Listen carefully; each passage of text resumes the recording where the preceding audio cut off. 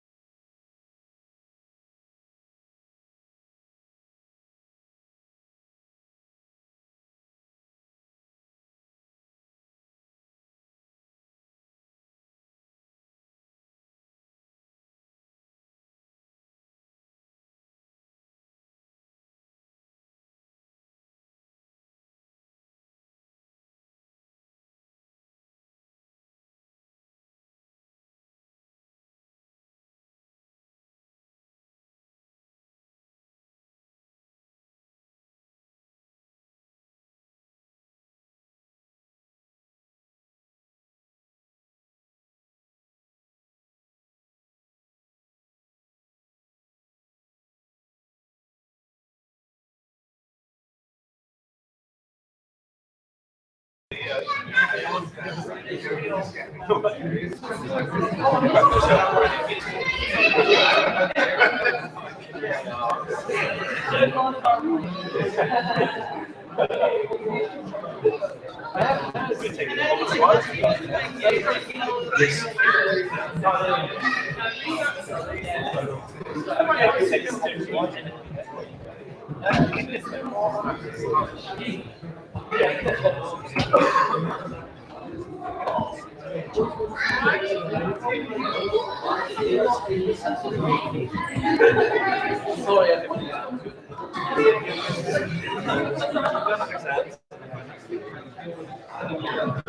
sat next to you on concrete.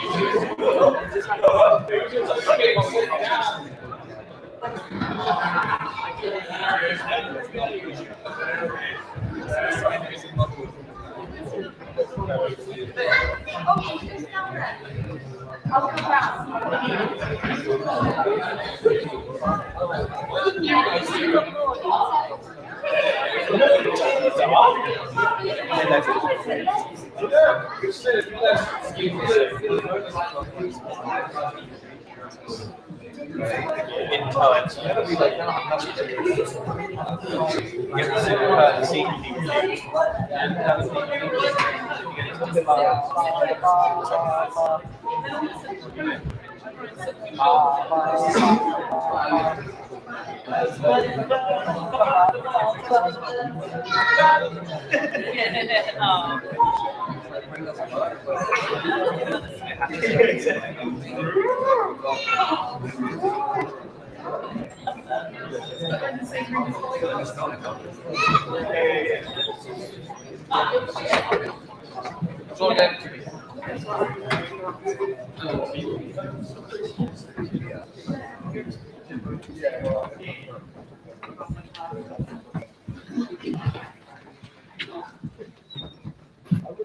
Hi.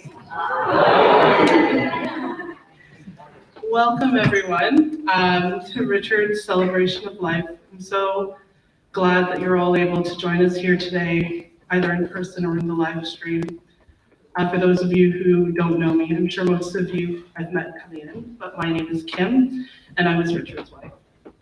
I'm going to start us off with some logistics. So, as I mentioned, today is being live streamed. So, by being here, people who are here physically in person, you have given us consent. So, if you do appear on the live stream, you probably won't unless you're up here on the stage. But if you do appear and your voice appears in the live stream, that's just kind of how it works. If you don't want to be on the live stream, kind of hide in that corner and not talk so loudly, and you'll be fine, you'll be good. The other thing is, because we're live streaming this, what's this awkward? Hold it. Kind of just a bad height for me. Because we are live streaming this, we're gonna ask everyone to keep it clean. So I'm sorry, yeah, someone's just like, there goes my speech. Let's try to not drop anything that would need to be censored or bleeped out, just because we don't want the live stream to be pulled down from an algorithm that is kind of making sure that things are appropriate for the internet. Sorry, whoever's speech got tossed out the window just now. So I do see, well, not right now because I can't see very much at all, but when you were coming in, I saw a lot of familiar faces, and I did meet a lot of people whose names I knew. I was able to put faces to them, and I'm so glad that you're all here today. I expect today, because Richard was so well loved, to be highly emotional, maybe a bit funny, maybe a bit tearful. I just want to make sure that everyone knows that this is a safe space. This is a safe space for people to have their emotions. This is a safe space for people to grieve. Something that I learned is that to deal with your grief, you have to speak of it, you have to name it, and you have to own it. By expressing your grief, it's the only way that you can work through it and learn to live with it. So if you need to cry, feel free to cry. We have literally the entire cinema. So if you need to step out and find a quiet corner to have a moment to yourself, please do so. That's why we booked the whole cinema. Find those corners, find that seat, find some tissues. I'm sure there are some somewhere. But know that you're among friends, you're among family, and that you are very, very welcome here, no matter what emotional state you're in. Okay? So, before we get started with the toast and the tributes, I think a lot of you saw this already who are here.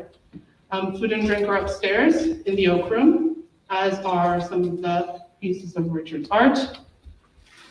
We have catering here provided by Scotty Dyer, who has done a great job, and that's going to be available after these more formal bits are done. Dinosaur stickers that some of you may have received, those are drink tickets. And if you have not received them, they're in my pocket, so please come find me. I will hook you up.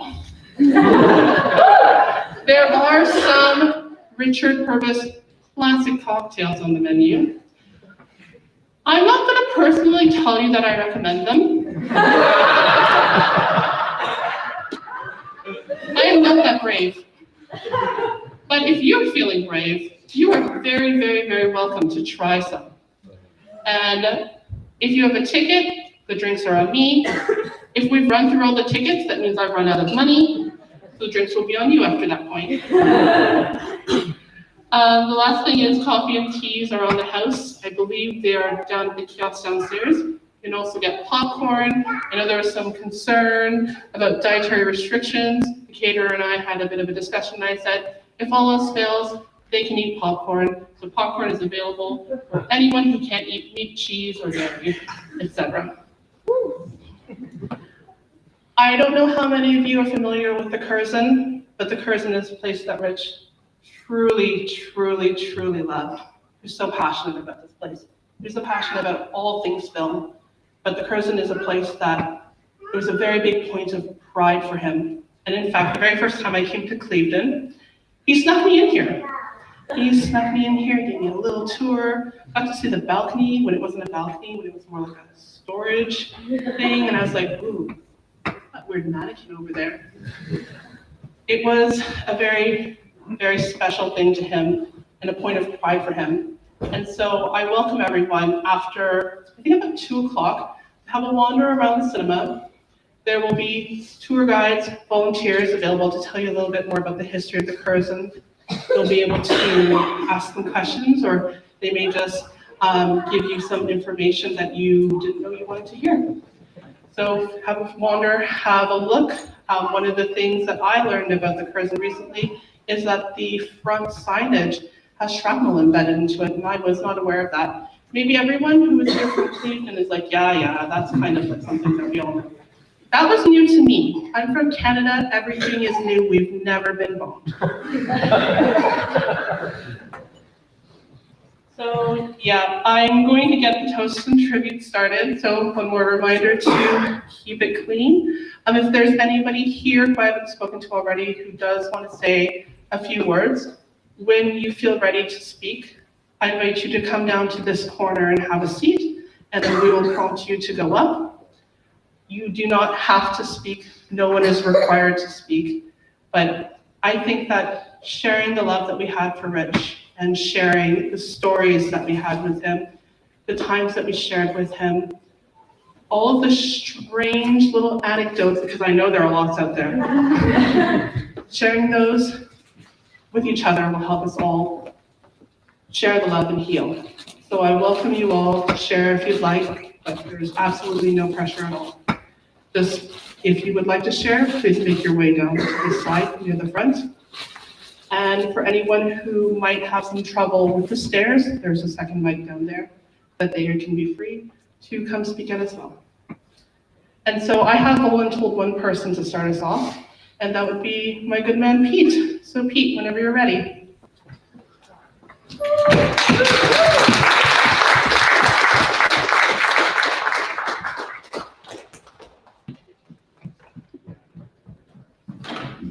John's doing all the paper. What paper? That was 1990s.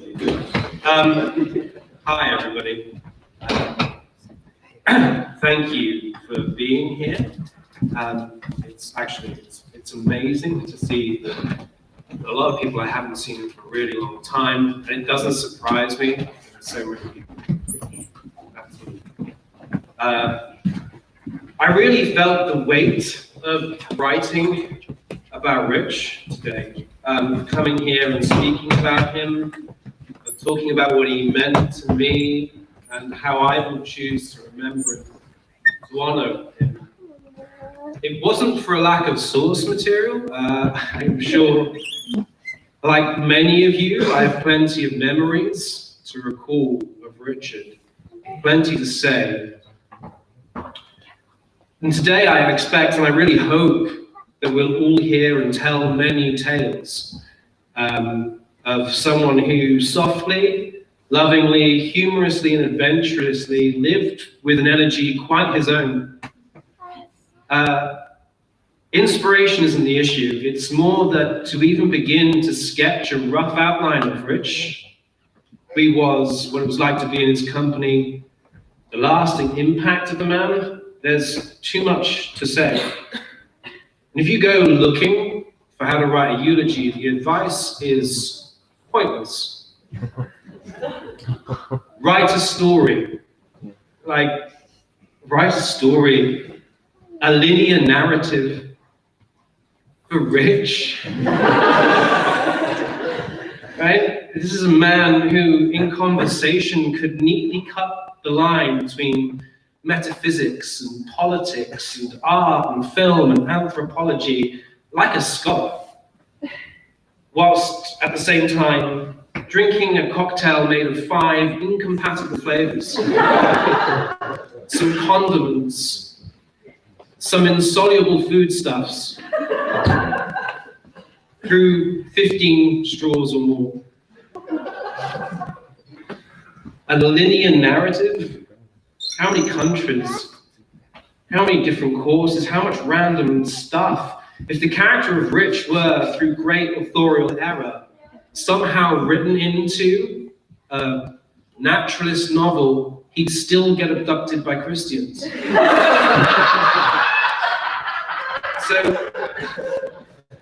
it just doesn't seem adequate. And to be honest with you, his speech kind of seems, we should give a great performance. Or joking in the face of this task, some of us kind of suggested a quartet. Love. We would love a barbershop quartet, but just for no logical explanation whatsoever before it did Celine Dion a cappella. He'd adore it. Or maybe dance improv, something based around the robot. A rapid-fire selection of really, truly bad puns, each demanding super niche knowledge to even begin to understand. Something, anything chaotic, playful, unexpected, and lovingly fun. On the other hand, if we tried puns, we'd all fluff the delivery, I think. I'm personally far too cynical to make a pun with that twinkling, knowing awareness particular to Rich. Like him, his jokes were always irreverent, sideways to the rest of life and the conversation happening around them. Disruptive, but never, and I mean never, unkind. Rich could always joyfully upend the flow of normalcy. And so I don't know how to even say a third of what I want to, if I'm honest, and maybe that's kind of right too. Many of us have noted that Rich was roughly impossible to say goodbye to. Or rather, easy enough to say goodbye to, you could do that plenty, but parting company would take an insanely long time. You could spend 45 minutes, no exaggeration, moving him from wherever he was in your house to wherever he left his coat, to the thing, the book, the film, whatever, that he was borrowing from you that day, to where he left his bag, and then finally to the door. Phone calls were as bad. You'd say, see you later, goodbye, dozens of times, but he'd just say, ooh, and then begin another anecdote, another story, another recommendation, or thought of something mind-bendingly fringe, smart, and surreal that had excited him, because lots excited him. It was like trying to hang up on a cross between Columbo and Salvador Dali. A person so terrible at saying goodbye, and now I can't really figure out how to do it. God knows I don't want to. I'd lock that door today and I'd tell him, I think Blade Runner was better with narration.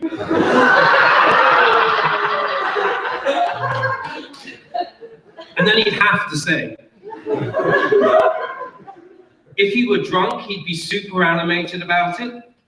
He'd put on his very particular, I'm pretending to be someone worthy of scorn voice, flail around, knock many things over, many things, and also give long, meaningful stares and pauses, trashing my argument, but all the while keeping the playful side.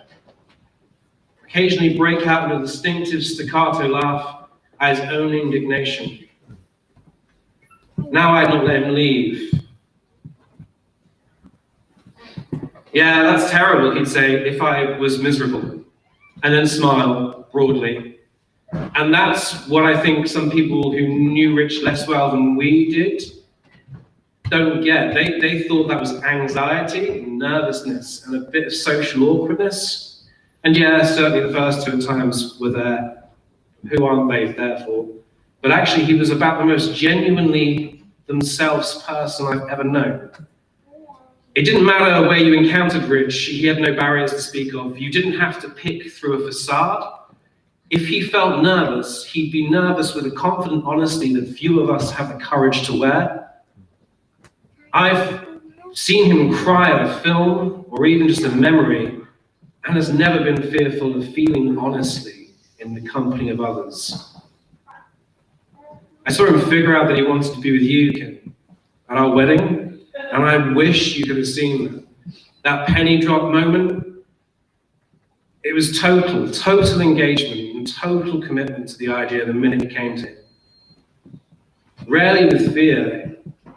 He just lived very ambitiously. He'd arrive somewhere without context, dressed in something remarkably unexpected. He'd do that because he wanted to and honestly didn't care what others thought, or rather, if he did care, he had the intellect to realize that was a trap and the strength of character to ignore the impulse to fit in. In truth, I don't think the man ever ran from or hesitated to leave anywhere. He was just adventurously seeing what somewhere else was, or circling your living room, struggling to leave because he was so passionately caught up with being there.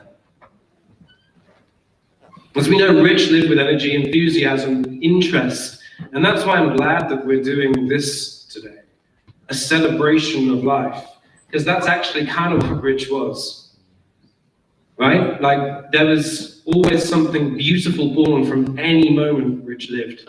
Profundity, laughter, silliness, always art. Even when he lived through pain and loneliness, boredom, or joy, an enthusiastic, creative celebration of life. If you put Rich behind the counter of One Stop, he will make art from it. Of course, right? If you give him a job as a delivery driver, you should expect the result. It's gonna be an epic story. He could always mess with normality wherever he was because he really wasn't normal. He was exceptional. And he really lived himself. I like him far too much to pour platitudes or class cliches in his remembrance. So I really mean it when I say I think he was the best of us. Still is, if your beliefs permit it. So speaking personally, a speech for me isn't going to do it. Please don't misunderstand me, though I really want to hear yours, like I said earlier. I hope many of you get up here and tell tales of Rich, or simply share them amongst us. I want to know how long you've known him, where you met, how you made him laugh, how he made you laugh, and of course, how much you miss him. Every detail you can spare, please. I want with you to struggle with goodbye and spend the rest of our lives parting company. I miss him, and I know I have no monopoly on that, nor will I want it. It's a gaping hole nothing is going to fill for all his friends, let alone his family. Still, I think we all know he would bend over backwards to make you smile, to make you comfortable, to ease your path in any way. I think he'd quite literally bend over backwards if he thought that would work.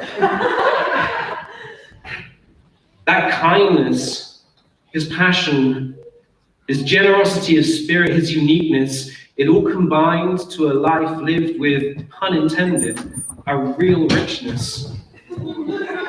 Mourn then, all right? Do, of course.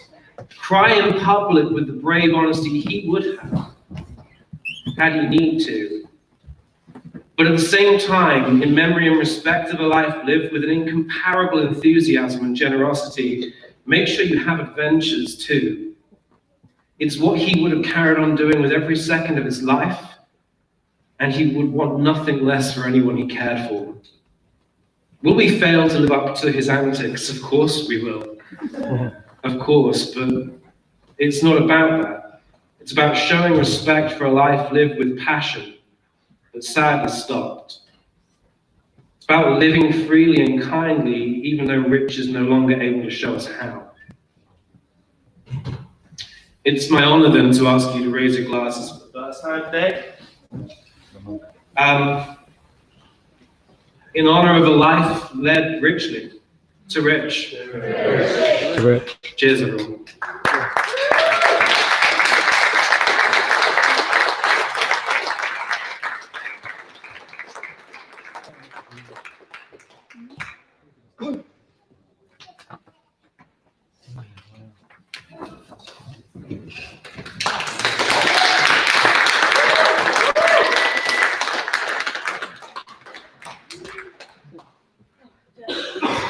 Taken a second to have some gratitude for not falling up the stairs, because I've fallen over quite a few times this morning and I haven't even drank yet, so well, I think everyone in this room could agree that Rich was a drinker.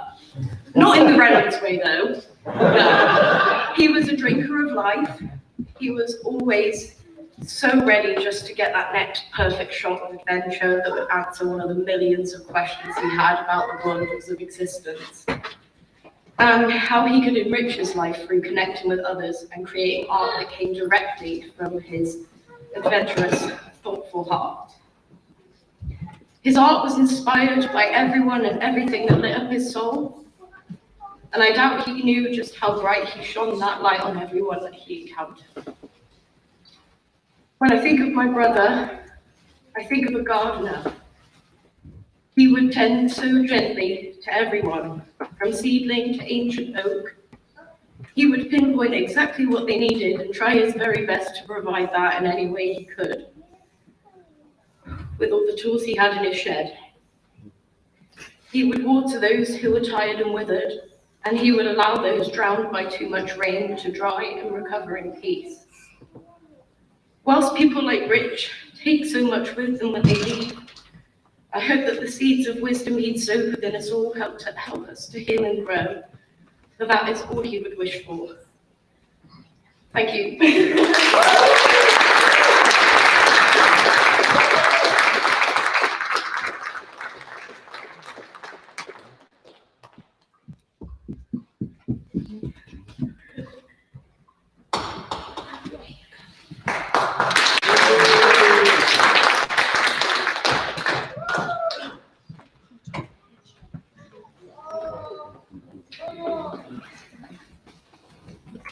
Rappier than I thought. I've just been told that having a piece of paper man makes me incredibly retro, which anyone who knows me means I've been brief.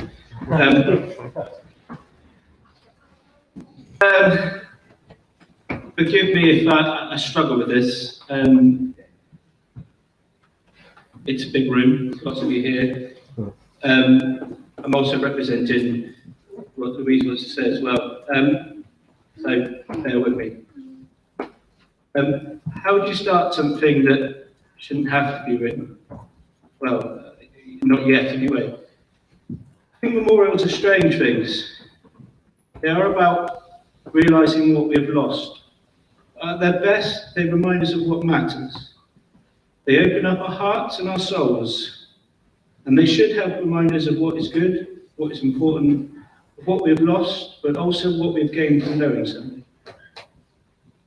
Many things will be said for years about our friend, and many of the things will be true.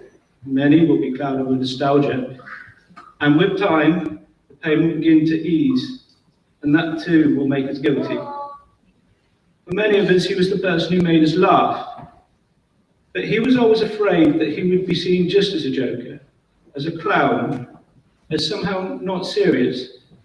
But I think it was more complicated than that. He had a particular magic, one that had nothing to do with him not being serious. In his most clown-like moments, he unearthed the truth in us. He made us comfortable, he made us loved, he made us feel safe. And I honestly don't think he ever understood how important that was to us. Rich, also known as the Ginger Prince, was one of the very special people, and actually one of the first people I introduced Louise to all these years ago when I first convinced her to come here. And they were fast friends from that moment on. He was very much like that. If he liked you, you were a friend for life. He was there when she first visited Clevedon, and he was there many times over. We used to go walking in the middle of the night, long rambles, before going back to my parents' house to wait for Doctor Who to finish buffering.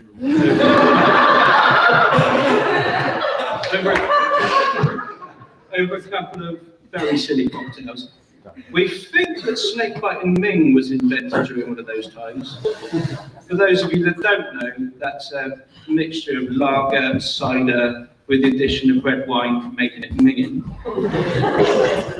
But we're certain that the mixture of red wine and crispy bacon definitely was. Looking forward to it, I can see. What will be held dear about Rich is his passion for things and his love for people and the dancing. And there's a few of us here who I think this applies to. We used to wonder when we were young why he was so popular. Because we would dress in our best clothes, we hide it well now. We would cover ourselves in Lynx deodorant. That's Axe for our American friends, North American friends. And we would preen into various nightclubs attempting to impress people in a very obnoxious way. We would be showing off, laughing overly loud at the awful, obnoxious jokes we were telling each other. And we could never understand why Rich would turn up in some crazy trousers, looking like he dressed in the dark in a howling gale, and within 2 minutes be the most popular person in the club. It took me years to understand. It was the lack of agenda that made him intoxicating. People loved him because he loved to dance. They laughed at his jokes because he thought they were funny. We wanted people to laugh. I don't think he cared. He would all the time laugh at his own jokes. It was wonderful. Rich had a tenacious love for film. He loved films, and he loved the art of watching films. Certainly widened my horizons. It was with him that I watched my first Korean film, my first Japanese film, and an early screening of Kung Fu Panda 2 in matching hats. It was with Louise that they discussed their mutual love for Singing in the Rain and watched a special screening of Nosferatu here. And it was with us both that we came here to watch The General. I also love films, because of here, really. And the film star that I love the most is Buster Keaton. And he reminds me very much of Rich, in that if you watch an old Buster Keaton film, he walks through scenes in a sort of befuddled manner, while the most extraordinary things happen around him. And when you watch them, Buster is more than just a joke. He represents our humanity. He makes us laugh, and then he makes us cry. In a very real sense, he is Rich. And it meant such a lot to both of us that Rich encouraged Louise to come and volunteer here when we first moved down. Back for me, but here for the first time for Louise, because it's very hard moving to a new town, and it's made all the difference. These trips here were usually bookended, either before or after, by a visit to the round window Chinese buffet, 50 yards that way, from the sadly departed restaurant section of the takeaway. Love that buffet. Rich cared very much, sometimes too much. And he would take things on himself that he didn't really need to, and then he would worry about it. And sometimes, without thinking, I think we would take advantage of that. We knew that he cared, that he was here. And so the fact that we sometimes struggled with caring meant that we were a little less guilty, because we all know that he was there, somehow caring for a lot of us. Of all of us, he was the least cynical. He was the least judgmental. And he somehow seemed to wear life much easier than any of us did. And now he's gone. And we will have to face those challenges without the easy crutch he provided.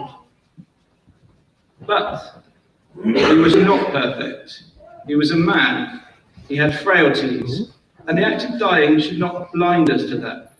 He could be infuriating. Rich never encountered a deadline he didn't miss, ever. He could disappear for months and then appear in your house and not leave for days.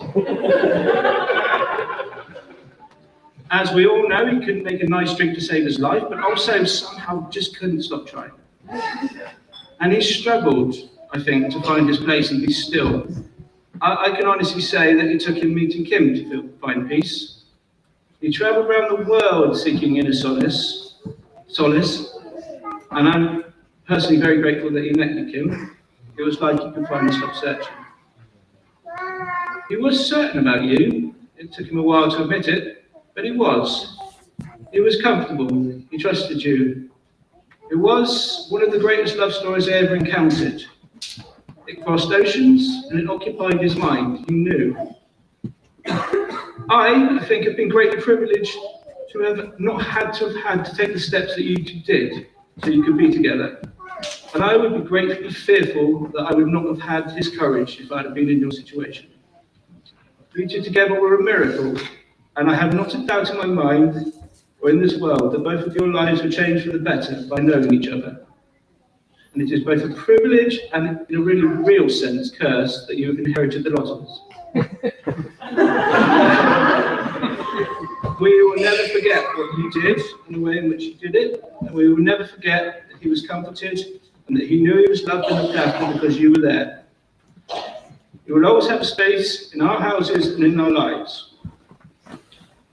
We now have a cousin in the new world, and you have this in the old.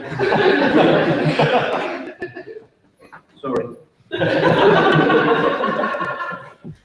It was a great privilege to be with him last year, just to sit and to talk. And we spoke about life, and we spoke about the things that bothered him and the things that he loved. And one of the things that stood out for me was that he wanted his family and his friends to know that he knew that, in his words, that the love was there. Many of you may know, and some of you won't, but over the last few years of his life, Rich went through his unrivaled collection of photos. You will have seen some of them today.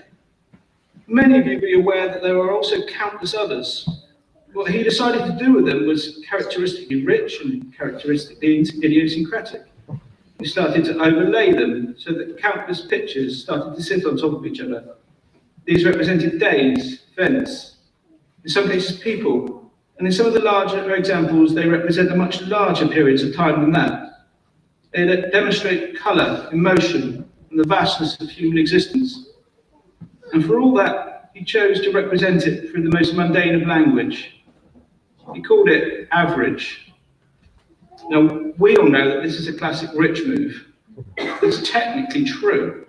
They are the average image of thousands upon thousands of images, but they also aren't. It's extraordinary. I have wrestled with whether I should tell you the message that I sent to Rich when he was really sick. It was intensely private when I sent it, but the more that I think of it, the more that I think it is as important for you all to hear it. We must honour the memories of those we love by not wasting the opportunities that no one gave to us, to live our lives better, and it is in that spirit that I read the following message. You and I are English, and that's okay. You should never apologise for that.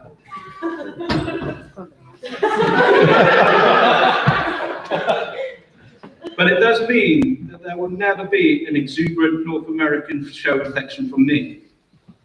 I will not be hiring skywriters or sending huge balloons. But I will tell you this, my dad, who is greatly loved by all who have ever known him, has never said the words I love you. But he did make me go-karts and build balsa wood planes with me. He did walk with me and listen to me ramble. On long journeys, we discussed life. When I was pissed up and incoherent, he would quietly put me to bed with no comment. And I never doubted him for a second. So just so you know, I will always keep a watchful eye on your family. Your sister can call me whenever she needs someone to talk to. And I will never stop telling people how good your photos are. And at the end of the day, both you and me know what that means. I hope and in all honesty believe that he did. Thank you, Rich. Goodbye.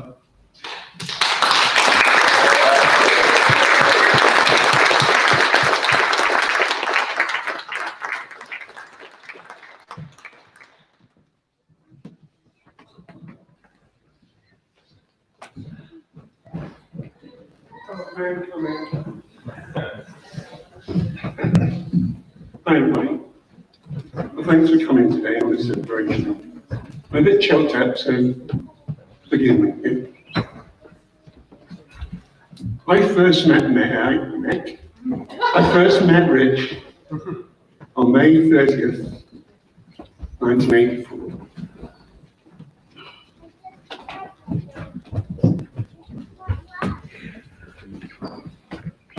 He was a very tiny baby, premature.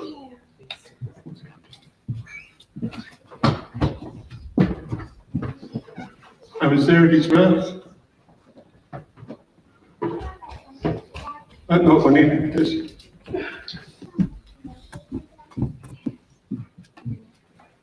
My only regret.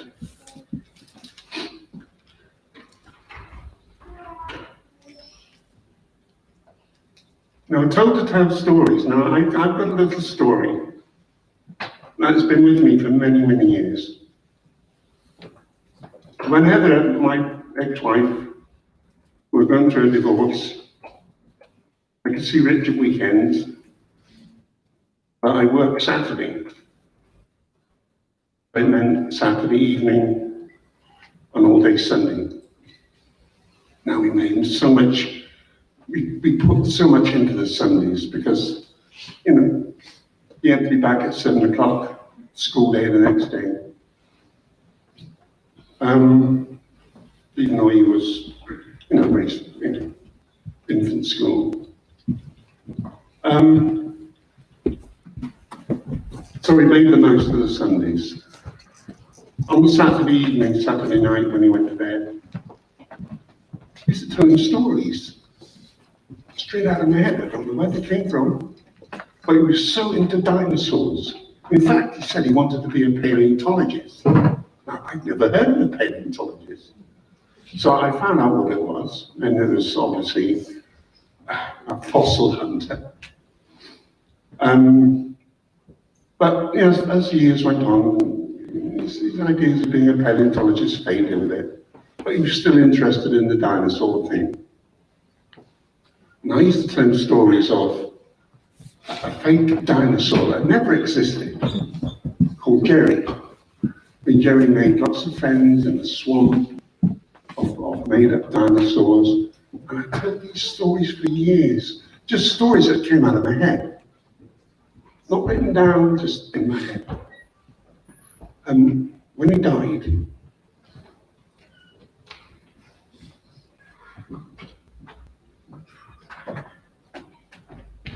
well, let's put it before he died.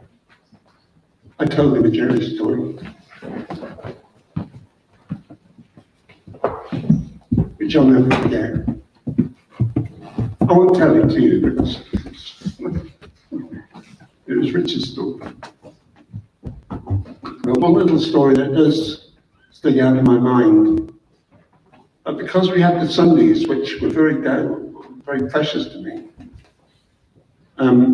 we used to go for long drives into the country and up to Glastonbury and places like that on a Sunday.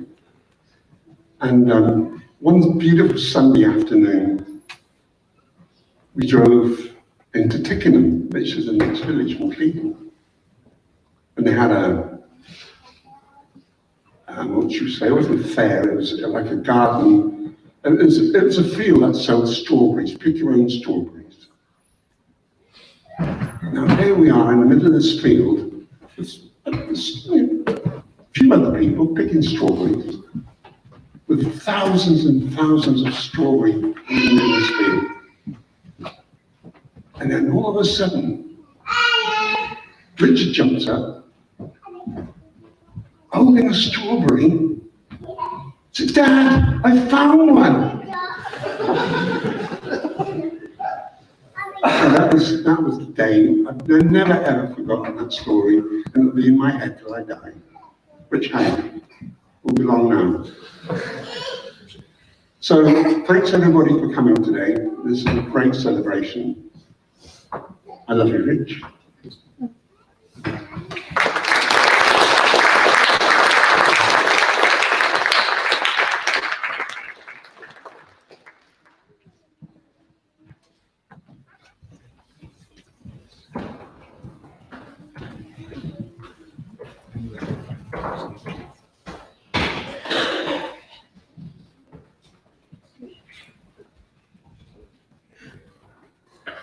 I have not got a paper or a well-rehearsed speech.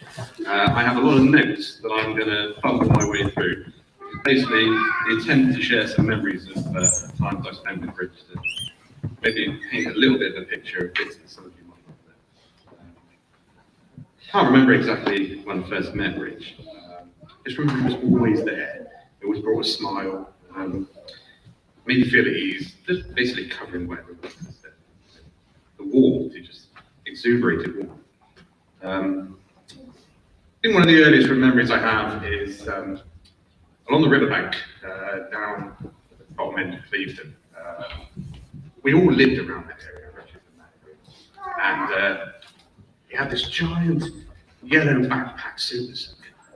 And we're all there with these piddly little super soakers like this. So Jack, he comes out with this giant super soaker like this. Oh, thanks, I'm going to get changed. And we're wandering around, and as I said, he loves filming all the way through. He was always behind the camera, growing up. And I remember with Matt and Liam and others, there was one occasion where we filmed Reservoir Dogs, because Reservoir Dogs was the absolute in thing, and everybody was kind of like, we were walking down Tweed Road Industrial Estate, we all suited up, which at that point, we didn't all have suits. It was quite an effort to find suits that would fit us at that time.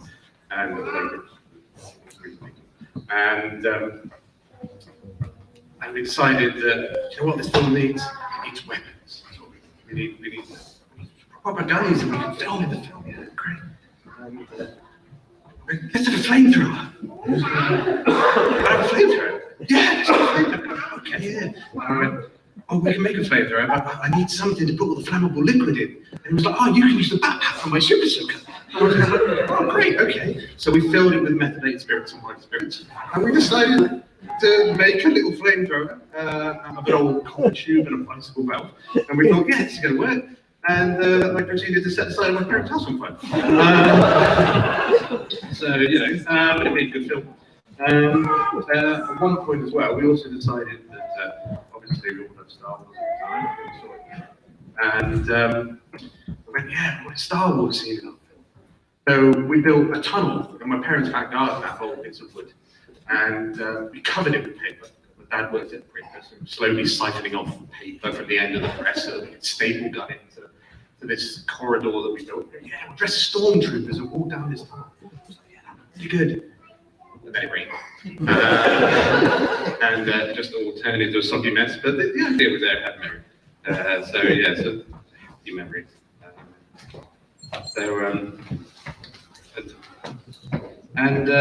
He was just a member of the family. He was just a member of everybody's family. And we just all adopted him because he was just like a little brother.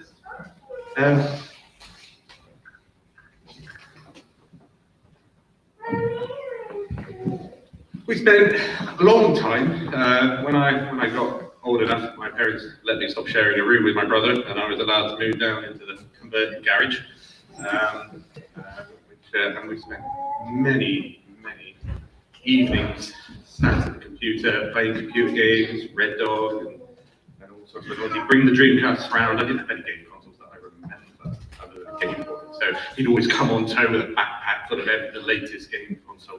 All on the Matt had decided that he got the latest model, said, "Here, Rich, let's just go bring it around." And yeah, Dreamcast, you name it.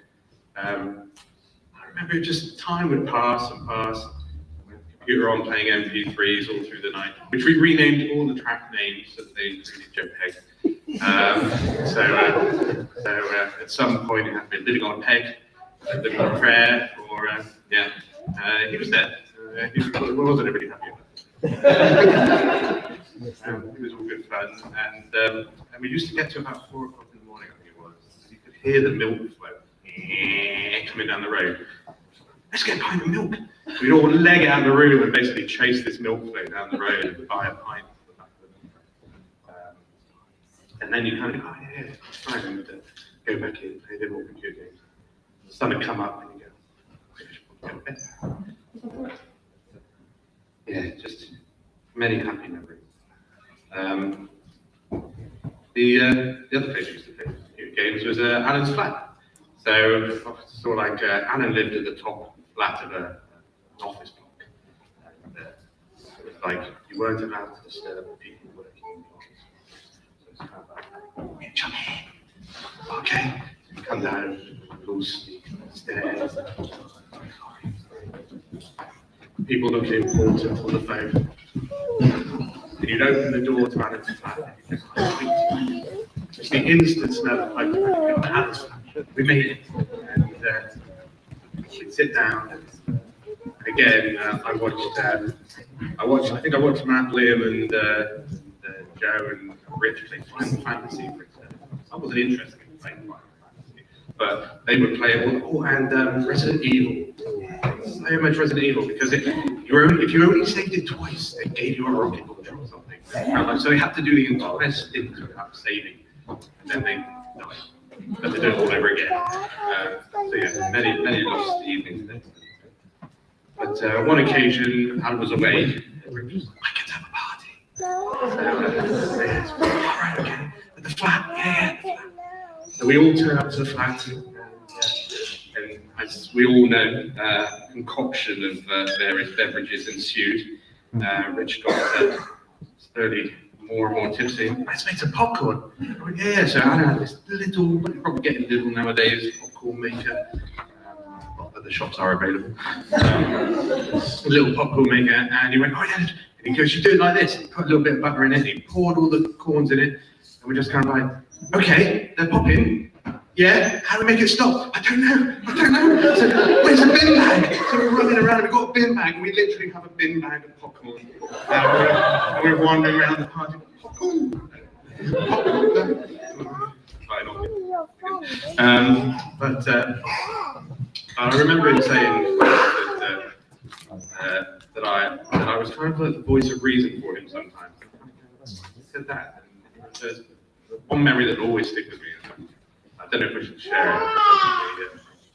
Paint him in a particular light of silliness, which is obviously just one part. But at that particular part, he grabbed a box of Weetabix. He spills it into the next one. You're going to have to do this all up. He said, yes, it's all right. He bent down, licked the Weetabix. And he stood up poked out his tongue, hair and fur and weaklings, all of it bloody had the biggest smile in the world, and it will haunt me forever. What are you doing? Let's get Hoover. And brilliant. My first holiday abroad was rich. I went Alan took us to his timeshare. So it was me, Matt, Liam, and Rich, and we went to Tenerife. And yeah, great. We got robbed. Alan was asleep in the room as it was robbed. We had a lampshade or something. We found it, or that was the only money we had left after everything else had been taken, including a camcorder, I think.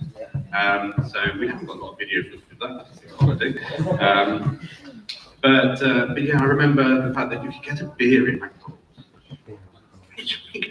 Like, there was an entire row of clubs and bars, but no, it was McDonald's. You had to get a beer in McDonald's. So we did that, and we all got tips here and tips here, and there's one photo that I can't find, and it's of me, a local chap. I think you're in the photo as well, Matt. Bought gold chain from this chap, from this street seller, and it was the cheapest, nastiest looking gold chain you've ever seen. I think after about a month, it was black, there was no gold in it.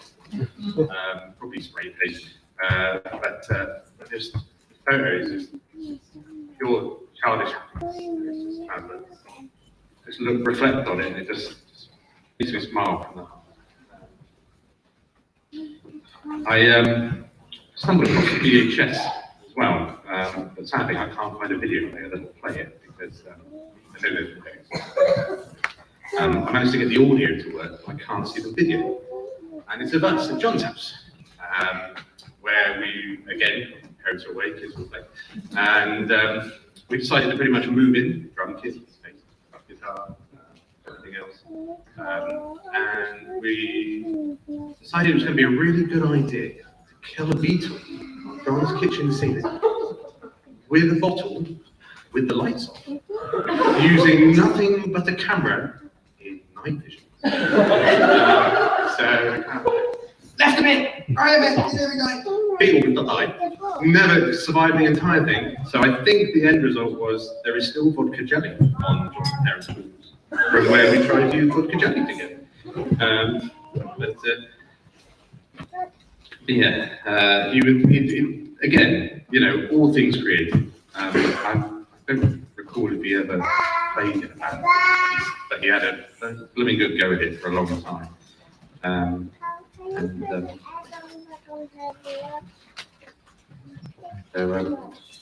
This venue, when we were younger, we tried to set up the Curzon Movie Association. When the room that we've got upstairs now with the bar in is nothing more than moldy rooms and trestle tables. To which Matt and I set a bank account, I believe. I think Rich may have been a signee on it as well as a local HSBC. As kids trying to set up a company bank account. But to this day, I still think it's got 20 quid in it. I have no idea how to get to it. But it just shows that, you know, this place is, you know, as everyone said, it's such a massive part of his life and just embodied how he felt about film. And later on, he did an art exhibition in Bristol with Kirst. And I remember them cutting out tiny little silhouettes so they could do stop animation and making these paper mache of cabbages and pasta. It was an interesting exhibition, but all the time his hands in always creative in every way that he thought. So, referring to what the others have previously referred to, in that it's just pure confidence, while at the same time nervous. I always got the vibe that he was concerned about what people think, but at the same time, just didn't care in so much as I am me, go over it, sort of like everything else in for it all. And we're at Square Festival, which is one of the lovely photos where he's got the star-shaped glasses in the slideshow. And things I remember from that Rich disappeared for about 2-3 hours, not longer. And he already had, I think, a big pair of colourful baggy trousers on. And he came back. Where have you been? Oh, I found a welfare tent. Okay. And so what have you got there? Oh, I've got a veil. He was like, yeah. And, I've got a book on yon. Yeah. I've got a silk purse. That's lovely. And yeah, so just kind of like, I need to show you where it is. Oh, okay, we'll follow you. So yes, we went to this giant sort of like marquee tent, sat down, where we met another festival goer and tried to buy a dirty bomb. Where we just kind of like, oh, you don't want those nukes, they're too efficient. Get a dirty bomb, that's going to be the way to go. And to which Rich was obviously then had to engage in the conversation and say the benefits and failures of buying something, and the fact that that wouldn't be the right course of action. We just go for a simple grenade or low-key, I don't deal in that stuff. And if you don't want the proper stuff, you go to that guy over there. But other than that, and dancing around and knowing all about it, that pretty much summed up that festival. I think, so by summing it up, I mean, he wasn't afraid to travel. And I've got a note on here about a story about where he got stuck on a bus almost in North Korea. Couldn't get back. But I'm just going to glaze over that. But at the end of the day, I was very lucky to go visit in Canada near the end. He was very concerned, he was always concerned about the well-being of us. I'm worried you're not going to have a good time to the minister. I'm sure if you should come, just stay there. I said, mate, if I can make one smile.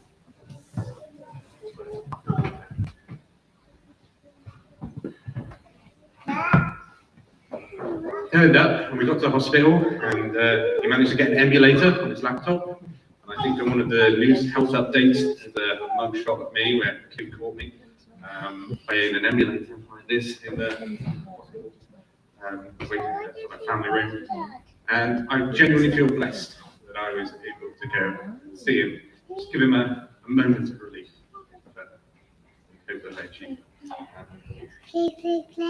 I hope some of you have the courage to come up here and do this. I was really nervous about doing this, but at the same time, know that I'm surrounded people who've all got the same thing in mind. And my memory isn't what I wish it was. A lot of people can just recall these fantastic stories. I really struggle with that.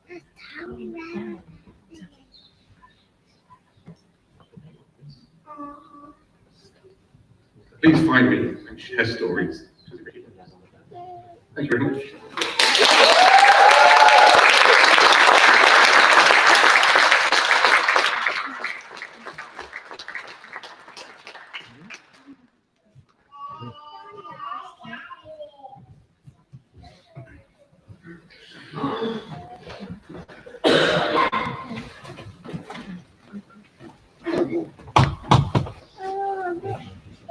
This is not yet the end. We're going to take a brief break from Toast and Tributes because I'd like to share with you a short film that Rich made a few years back. It's an animation called Contactless. I think those of you who had Rich on social media may have seen it. It's very short, just about 1 minute long. I felt like it was appropriate to show it today because it kind of encapsulated him and the way that he would get really hyper-focused on one small thing and he'll be endlessly annoyed with it, like just endlessly annoyed with it. Contactless is really just a perfect portrait of that. So I think it's Ollie in the booth, if he can cue that up, we're gonna show that for you all now.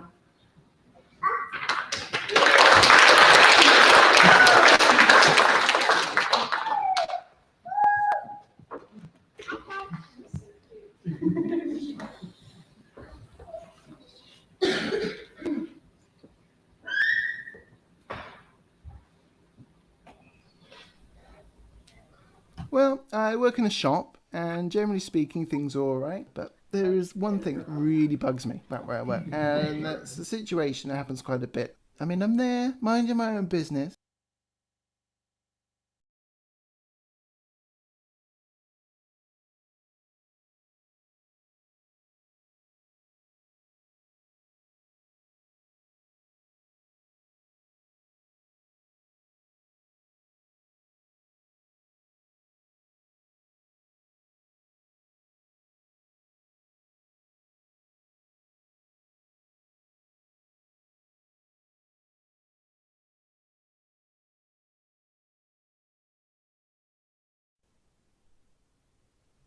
Well, I work in a shop, and generally speaking, things are alright, but there is one thing that really bugs me about where I work, and that's a situation that happens quite a bit. I mean, I'm there, minding my own business, and then a customer comes in, boom, throws the stuff down, and then they just stand there, looking at me. They've got their card out, and they're like, card? I'm like, yeah, okay, fair enough. Then I ask, is it this one? No, it's the one across the road. Of course it's this one, what are you on about? Then they ask, is it contactless? I'm like, it's on there, right there. Contactless, can't you read it? And then they go and touch it. I wouldn't mind if it's called touch and pay, but it's not. It's called contactless. You don't need to touch it. But they don't care about that. They've already gone. But they've not even paid for it. The thing didn't work. They've just gone without paying. It's ridiculous.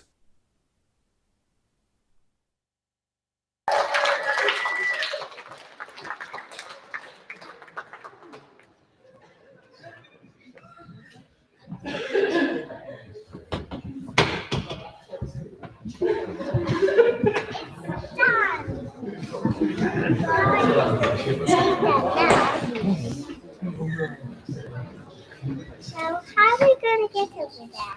Hello, everyone. Can you hear me? Sitting. No. That's my bag. There you go. Thank you, Jimmy. Oh, there we go. Hi, if you don't know me, my name is Matt, and I am Rich and Alice's cousin. But I do, in every way, consider Rich to have been and still be my brother. I've got no beautiful words for you, no jokes, no funny stories. I've not written a speech. I just wanted to come up and pay tribute to Rich. We're not blood related. I first met Rich when I was 11 years old and he was 10. I think I had just started secondary school, and my uncle Joe had just started dating Rich's mum, Heather. And I distinctly remember still the first time that I ever met Rich. Me and my brother Liam, we were playing around our house on our Super Nintendo. We were playing the Jungle Book, the game, and Joe brought Rich round, and we just hit it off straight away. He just came and sat down. He was really shy, and we started chatting about the game and just hit it off. And like I said, a lot of you've seen the kind of Facebook eulogy, you'd hate that term, that I put up when he passed. So a lot of you have heard this story already, but again, it was genuinely love at first sight.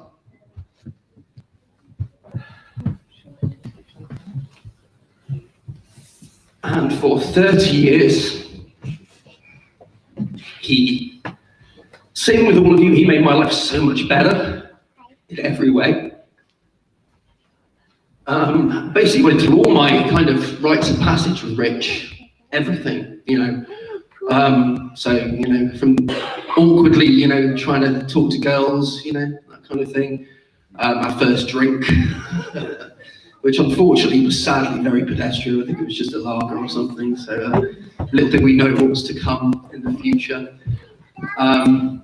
Everything, he was at my wedding.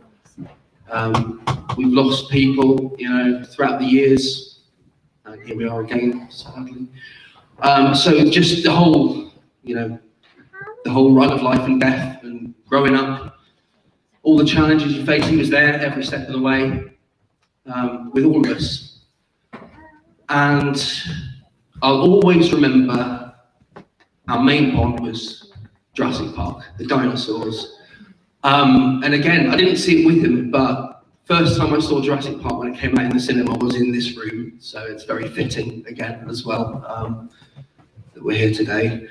And I was so jealous of Rich. He had this massive, massive box just full of the dinosaurs, the T-Rex, everything, the toys. I was just, I love this. I get to be with this amazing guy, play dinosaurs with him, and all this kind of thing. And we would always be, me and my brother, just be waiting for the next week, because he would have to go and obviously stay with Alan, spend time with Alan. And we'd just be waiting. I'd just be like, oh, can't wait to see Rich again. Yeah, just a joy, as you know. And I think in 30 years, I fell out with him twice. I say fell out with, it was like a 2-second thing, you know, Rich. But that's the kind of thing I want to share, like the real stuff, you know. But the first time was probably a few weeks after we met, and we went round Heather's house. And he had this beautiful jigsaw he'd done of a velociraptor. And he was so proud of it.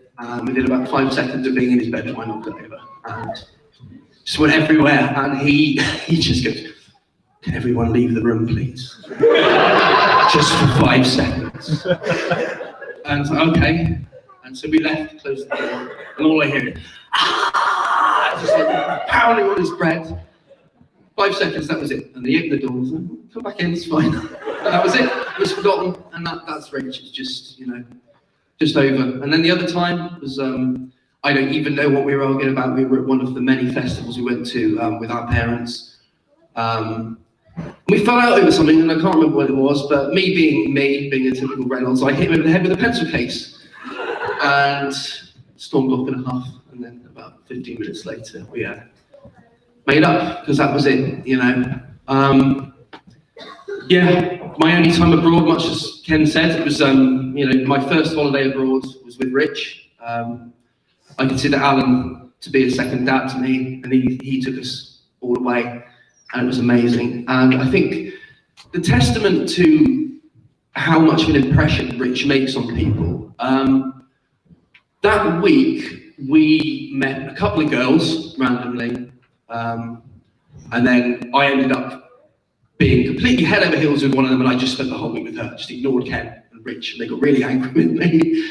But funnily enough, I've kept in contact with one of them for all these years. We were 17 and 16 at the time when we all went, and she messaged me and she said, I'm so sorry, like, I'm devastated to hear about Rich. I only met him once all those years ago, but we talk about you guys regularly and we remember Rich. And I just thought, wow, that's one person meeting him one time, and all these years later, still unprompted, you know, in their own little world, their own little bubble, still think about him. And I think that's amazing.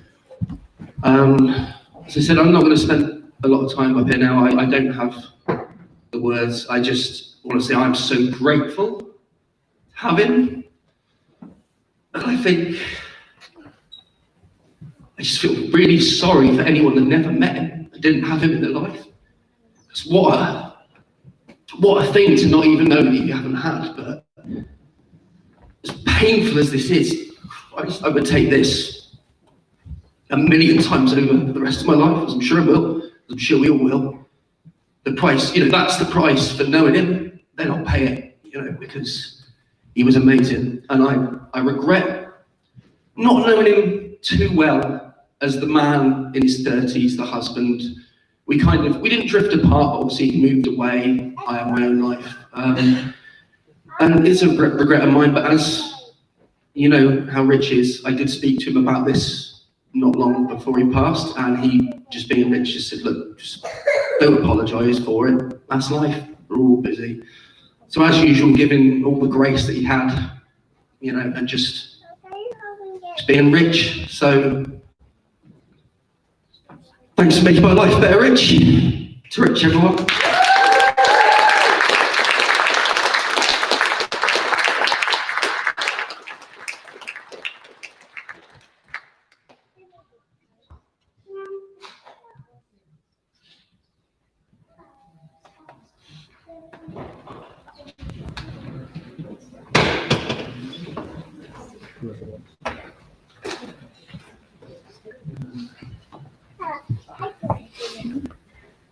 Right, another cousin. Sorry to bore you with another cousin.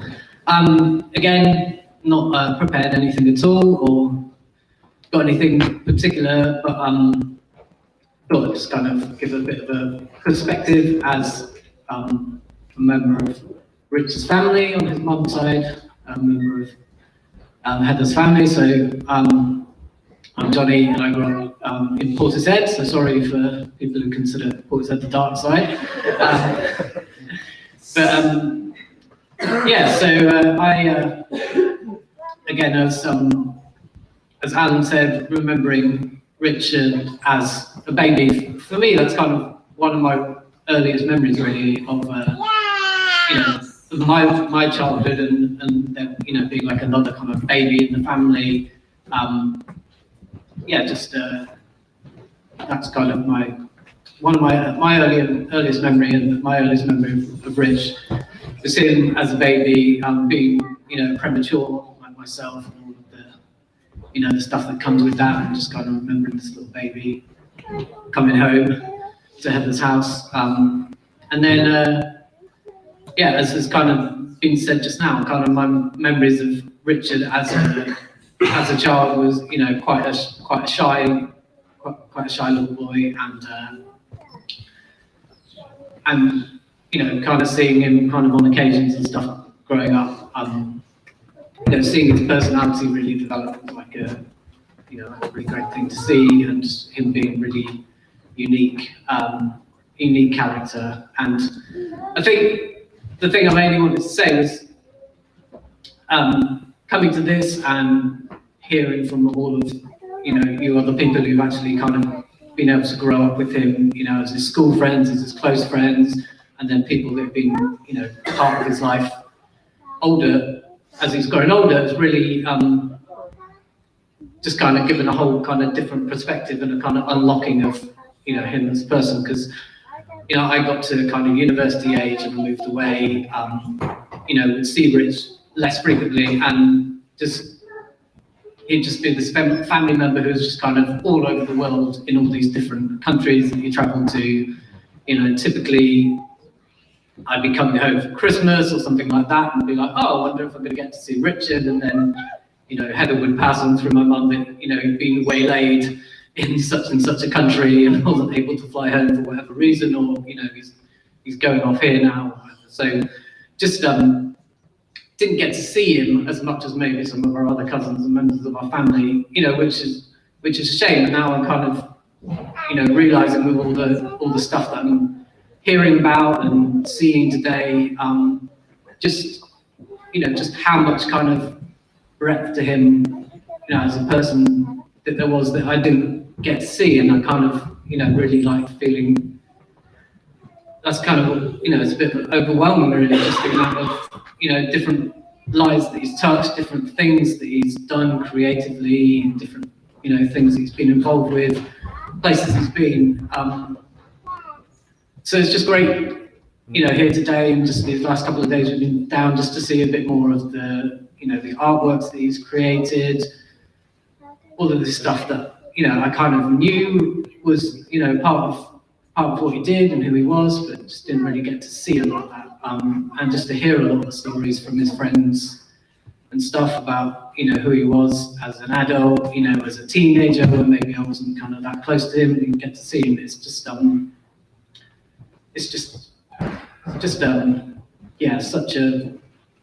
such a privilege to, to know a bit more about him, I guess, and, to just be a kind of member of his family, and just, for those of us in his family, there's just this, obligation, I guess, to kind of be like, wow, such a rich life, somebody already said, richness of rich, kind of pun there, but there's so much richness to him as a person and who he was and how genuine he was and how unique his personality was. We as the rest of his family, it kind of speaks to us of how we should be living our lives, like we share DNA with him. 50%. So it's just a real privilege to get to hear from all of you other guys that have spoken up here, and just to kind of understand a bit more and get a bit more of that stuff. So thanks.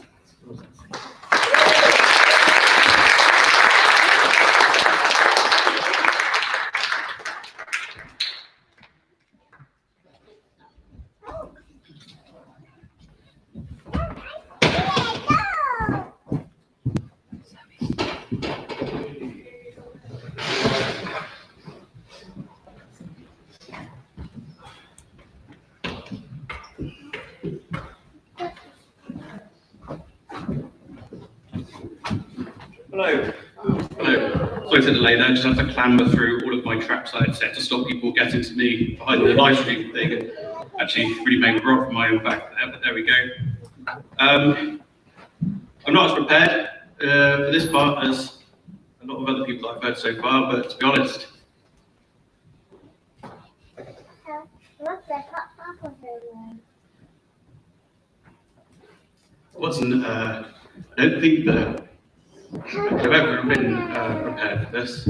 And some of the wonderful stories, some of which that were new to me, some of them are shared memories. It's been nice to be able to hear them.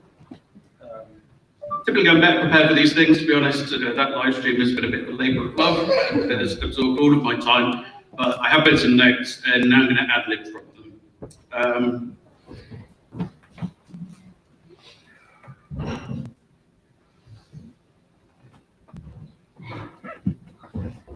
So Richard was my first friend at right,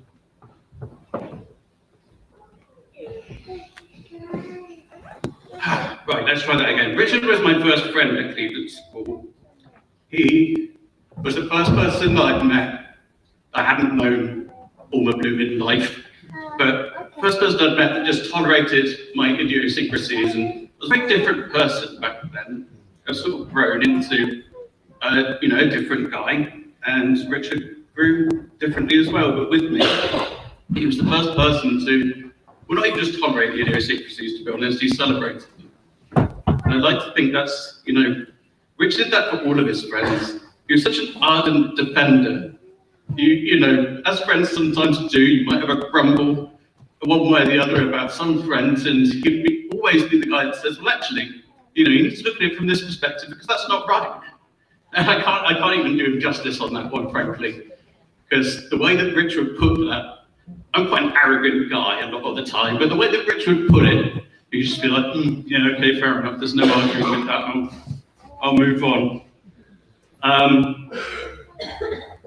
But with that being said, he also helped me, and I think probably a lot of other people in his lives, be less serious all the time, to stop taking themselves so seriously. Rich did take himself seriously, and for good reason. He was a brilliantly creative man, but he didn't, he carried it well. He trod the perfect balance between silliness and seriousness, and knew exactly when to tilt that balance in favor of one or the other.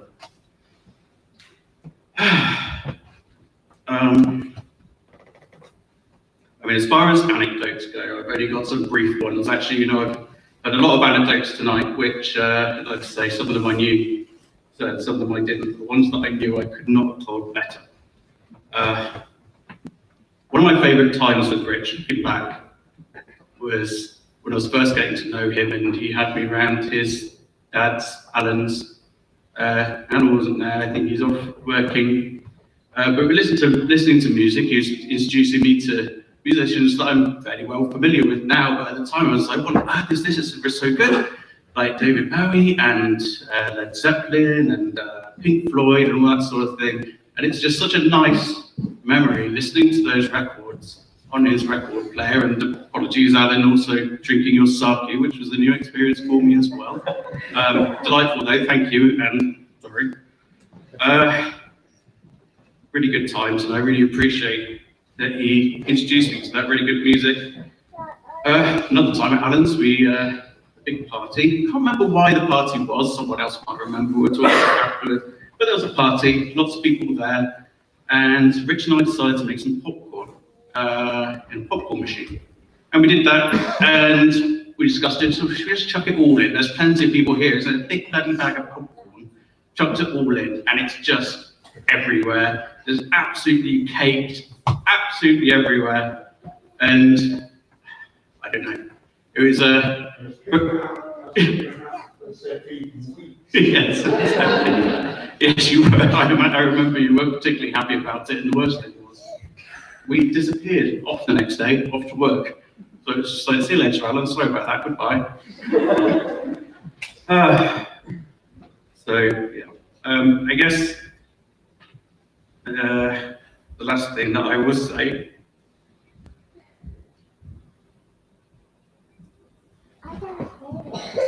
There's nothing quite like being in front of a microphone to get you crying, isn't it? It's all right when I was up there behind the camera. I just remember Rich saying to me at some point, and I can remember, it's weird, I can remember the voice of it. I feel like we weren't in person at the time. I know when it was. It was at his stag. And he just said to me, so, you know, me getting married, who'd have thunk it, eh? And I can't remember how I responded at the time. I don't think I said very much. I was just like, oh, you know, but it's really stuck with me because, to be honest, like, yeah, I mean, I always thought it, of course. He was such a fantastic, just incredible human that anyone would be so lucky to have. But I am super glad that the person that he did have and who had him was Kim. I'm not going to do a deep dive on that one because I'm sure we all feel the same, but that is, yeah, I'll end it there. Thank you.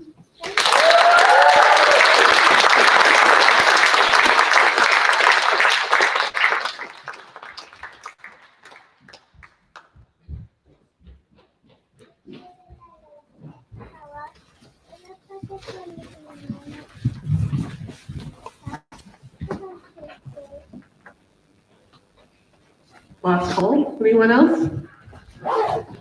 Okay, Sam, Davey, and then can't see your face. Jump over here. Sam, come first. Oh my God, how many Sams are there? Can you sell one? Hi, I didn't prepare anything, I wasn't going to say anything, but last call made me realise I probably should. My name's Sam. I knew Rich probably from the time I was 18. I met Matt and all the other Cleveland lot when we were in a band together.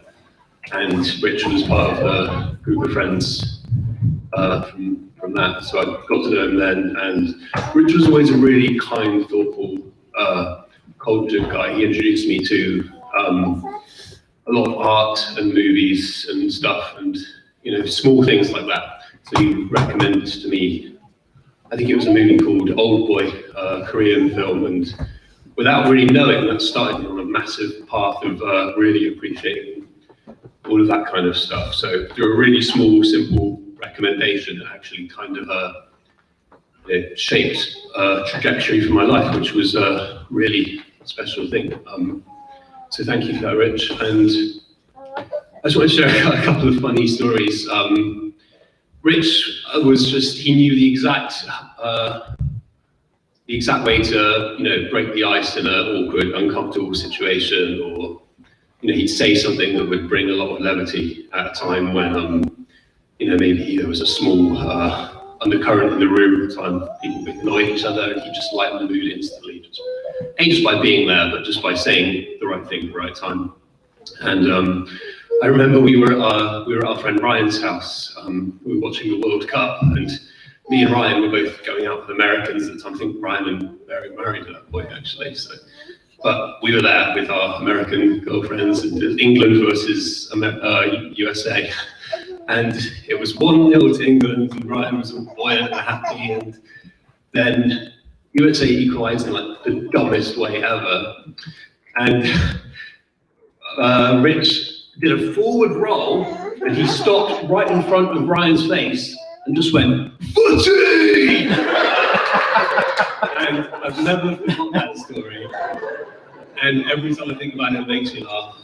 And Ryan his face was like this. And he told me, I think, a while later, he said, if that was anyone else, because it was Rich, he could do stuff like that.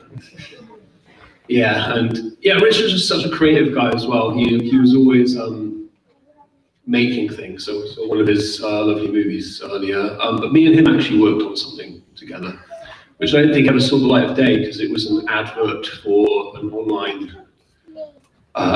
thing, which never came to fruition, I don't think. But sorry, the Q files, yes. But I did the music for him, and he was very particular about it. So me and he would be emailing back and forth about the music, but I just remember how much of an important thing that was to him. I just did it for free, and But every time I'd do it, I'd come home after work and just sit there in front of my computer, just reading his notes, and he had ideas for even though just this music for this, it was stuff like the first draft I sent to him, he said it sounded too much like a quiz or something, and it has to be more fun or bouncy. So he was always just very creative and looking at things like that, just to try and make them as the best they possibly could be.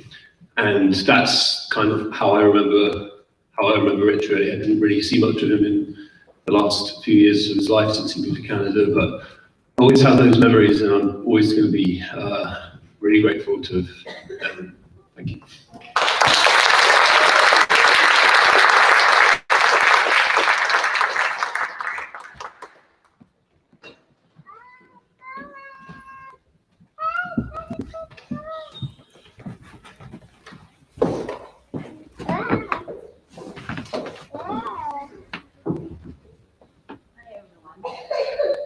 For those of you who don't know me, I'm Sam.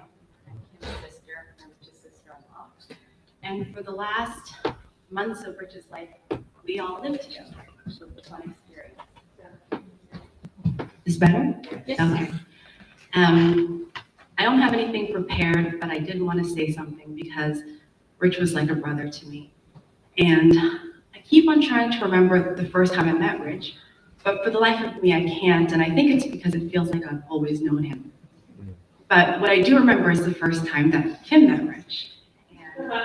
And, we were doing one of our, probably weekly at that point, Skype calls when they were living in Japan, and she had told me that she had met this guy.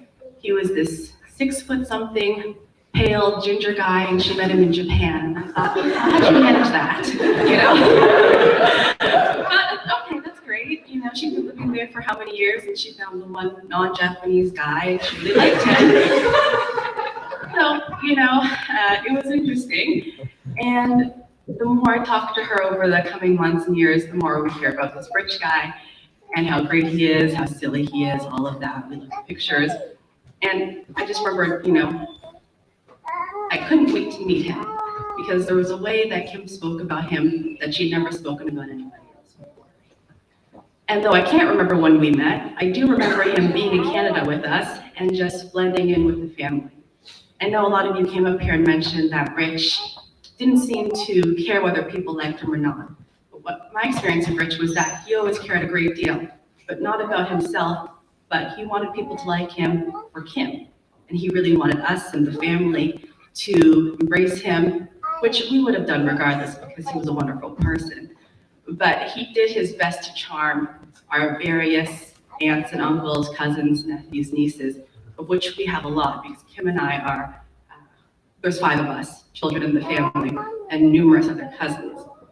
I remember Rich coming to one of our family events, and our aunts are very boisterous at family events, and they like to drink, so Rich fit right in. And he told this story about how he realized that he wanted to be with Kim, which has been talked about.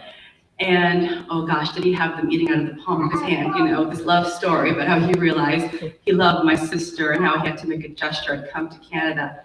And since then, the fondness of Rich and our family is just legendary. I don't think there's anyone else who's joined our family who's fit in so well and who's been so universally loved. And then when I got to know Rich more and more, I started learning snippets about his life and his family and his friends, and it seemed so magical that he grew up in this little town on the coastal side of England, and he had all these great friends that he's known since childhood. He had this wonderful life here, so full, but he also had a whole other life abroad, and it was almost like he was able to meld them together in a way that was cohesive. It didn't seem like it was 2 separate lives, and he was so reminiscent of my sister, who would always be coming here from Japan. I remember we would have family gatherings, holidays, and my sister would be away, so everyone would be, in the family house, and there'd be an iPad with Kim's face on it, and she'd just sit there video stream, kind of sat beside the turkey or what have you. People would stop by and say hello to her, and it felt like in Rich, she found that kindred spirit of somebody who travels and wanders, but always comes home. And for either of them, their home ended up being wherever the other person was, whether it be in Canada or Japan or in Edinburgh. And when Rich moved in with me, I could tell he was a bit nervous because it's Rich, and living in somebody's house, not his own, it's something different for him. And the first time Kim left the two of us alone, she said, Rich is just downstairs doing his thing. I'm working from home, so it's no big deal. And I was upstairs in the kitchen, and I could hear something going on downstairs. He's talking to the dog, Mia. And then all of a sudden, he starts singing this song. I guess he was opening a tin of beans, and he made up a little song about how much he loves beans. He just started singing about, I love beans all the day, beans are my favorite, and he's wandering around the basement singing. And then he came upstairs, and I was sat at the table. I looked at him when he came up the stairs, and I said, oh, I hear you like beans. And I'd never seen someone so pale go so red so fast.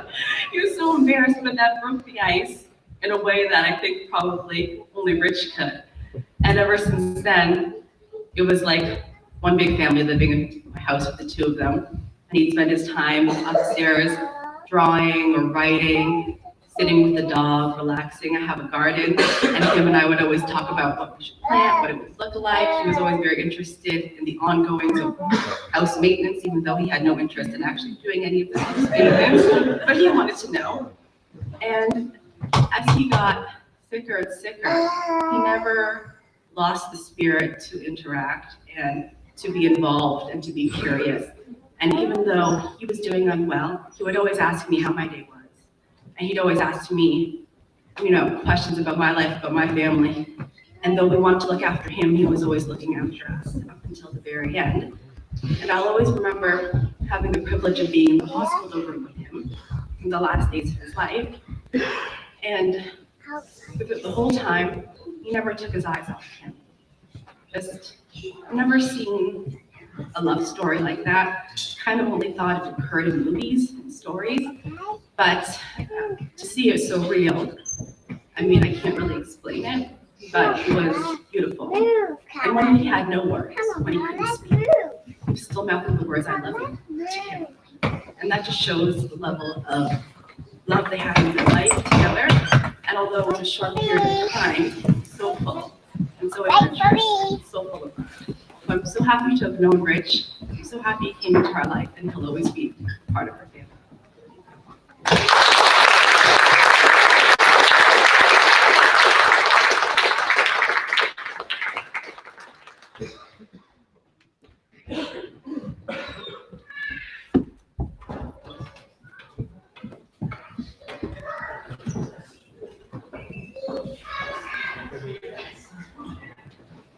Hi everyone, my name's Davy. I'm one of Rich's friends from SOAS.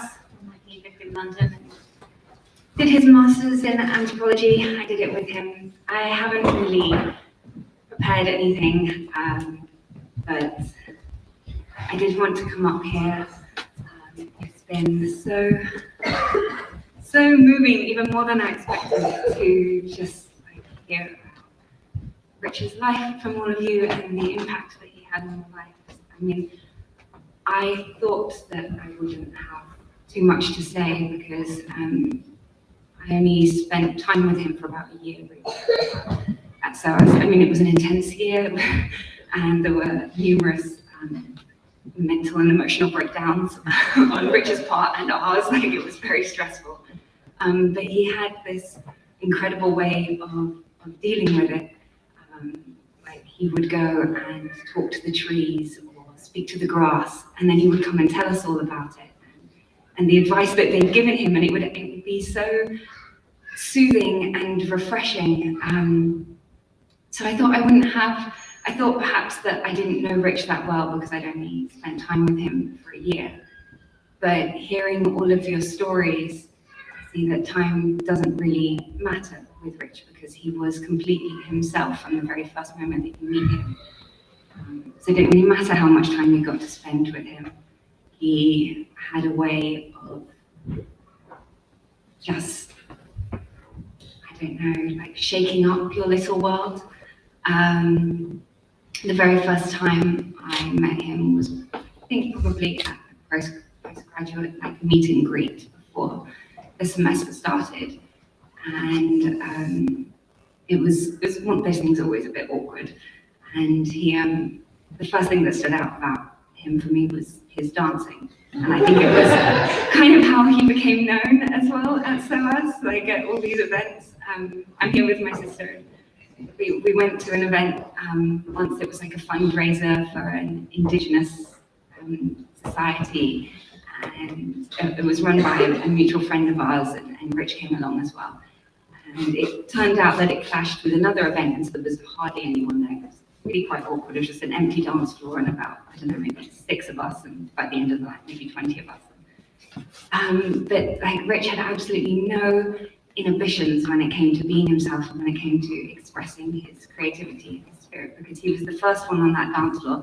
And he didn't just like dance a little bit awkwardly like anyone else in England probably would. Like he just went for it, and he was like pirouetting and using the whole space and just expressing himself with so much heart. And it made, and my sister and I talk about it quite often actually over these years, like it made such a deep impression on us to see someone, like, you know, we might say that someone wears their heart on their sleeve, and that's not even really appropriate for Rick. He is all heart, and he didn't let the abrasiveness of this world ever sort of hold that back or stop him from shining in the way that he did, because he just, he shone so much. I always used to feel that like Rich wasn't, like he wasn't from this world, or he wasn't meant for this world, and I used to wonder how he ended up here, because it just felt like he was too brilliant and too magical and too much of himself in this world where we're all trying to fit in or get on with our lives, and he was just hovering somewhere above it all, having this incredible experience as a human. And he has a lot of friends who couldn't be here today because they're in the US or India, or Luxembourg. I know several of them tried.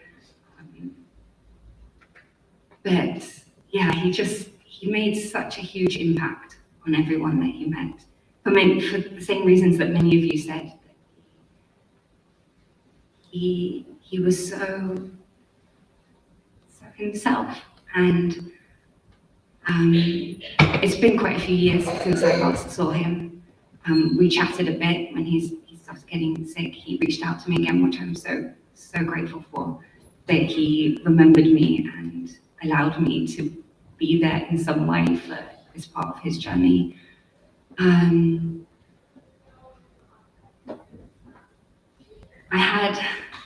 had a couple dreams of him, which I wasn't sure if I was going to share, because I was like, oh, I don't know, I've never really met any of you before, and I don't know how you would take it. One of them was maybe 9 months ago. I actually dreamt of today. I dreamt that we were somewhere near Bristol, in a venue kind of like this, and that his art was being exhibited. And I dreamt of you, Kim, I saw you there, and all of you, and I dreamt that it was a happy event and a sad event, because even though Rich's art was being exhibited, he wasn't here. And when I had that dream, I didn't want to believe that it was true, but it made yeah. It was, yeah, sorry, I don't know what to say about that, but I felt like I just wanted to share that, because the second dream that I had was a few days after he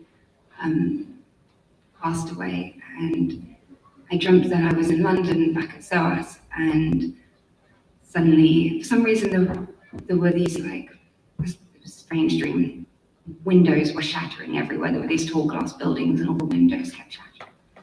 And then Rich appears, and I asked him, "What are you doing here, Rich?" I thought you left. And in just like his normal, like way where like people have said he doesn't take anything too seriously. He was like, "Oh no, I can't leave. I have to see everyone first. So I'm coming to England to see everyone. And I have to say goodbye." And he was just so happy and so himself and so serious about all the connections that he'd made, about not leaving anything undone in this dream that I had. It felt so real that being here today, I don't know how you all feel, but to me it just feels like he's bouncing around, being himself. And now that I've heard all of your stories, I see that he is still going to be here bouncing around, being himself, like in our hearts, in our memories of him and how he's changed our lives. And I just hope, well, I feel so lucky to have known him, and I feel like there is a huge hole in the world now because there really is no one like him, and he's completely irreplaceable as a human being, as someone who's too special to just be human. And but I really hope that I can learn from who he is and learn kind of what I feel, at least in my life, he was trying to teach me, just by being himself, which is to just be who you are and shine as you are, and to be brave with everything that you feel, and to not let life stop you from feeling everything that's going on in your heart, and to share that with others, and so much more. And anyway, thank you for giving me a chance to say thank you, Rich, and I'm sure I'll see you again in my dreams. Thank you.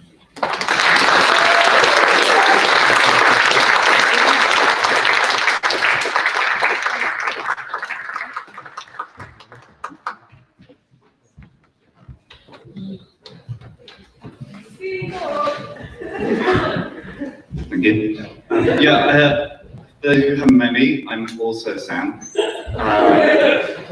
And so yeah, I feel like sometimes I may have been a bit more of a peripheral figure in Rich's life.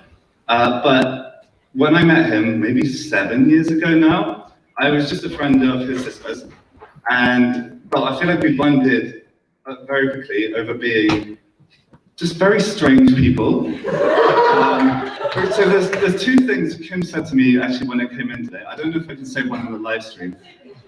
So, well, one of them is beans in the pocket, and the other one is pizza nips. So I picked that as really well. When I saw his dance moves, I knew this was a man after my own heart.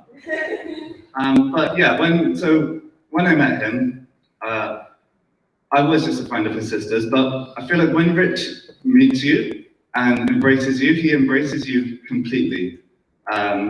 And you know that there's just something really real there.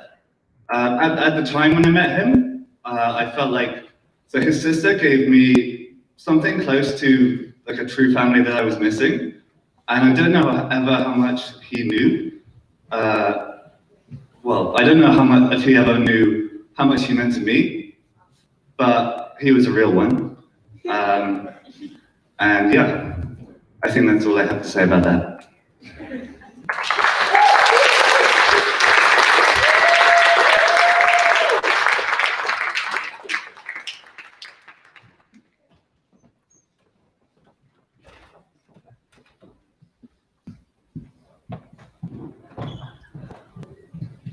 I'm assuming no one else is feeling brave today.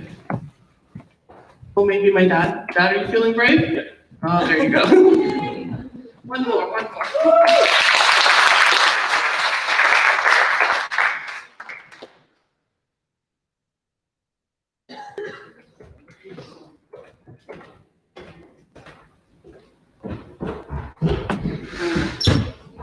Hello, everybody.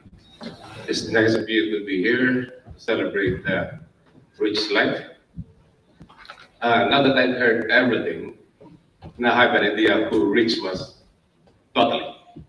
I didn't have much knowledge of what his previous life was because our time was cut short because of this pandemic, and I just met him back in 2017, right? Yeah. But the first time we met him, we instantly know that he's the one. He's like you said, he's genuine, he's himself, and he's very polite and courteous. So the one thing that we told him is he can come and visit, but you can't stay in the same room. So yeah, I have a room for him in the house, and he stays there. It's in the lower part of the house. So during dinner time, he will share whatever we cook, and he will eat it with enthusiasm, and he will even ask for, can I have some more? Always that, can I have some more? And he was so polite, and I didn't know that he loves to drink. Now I know.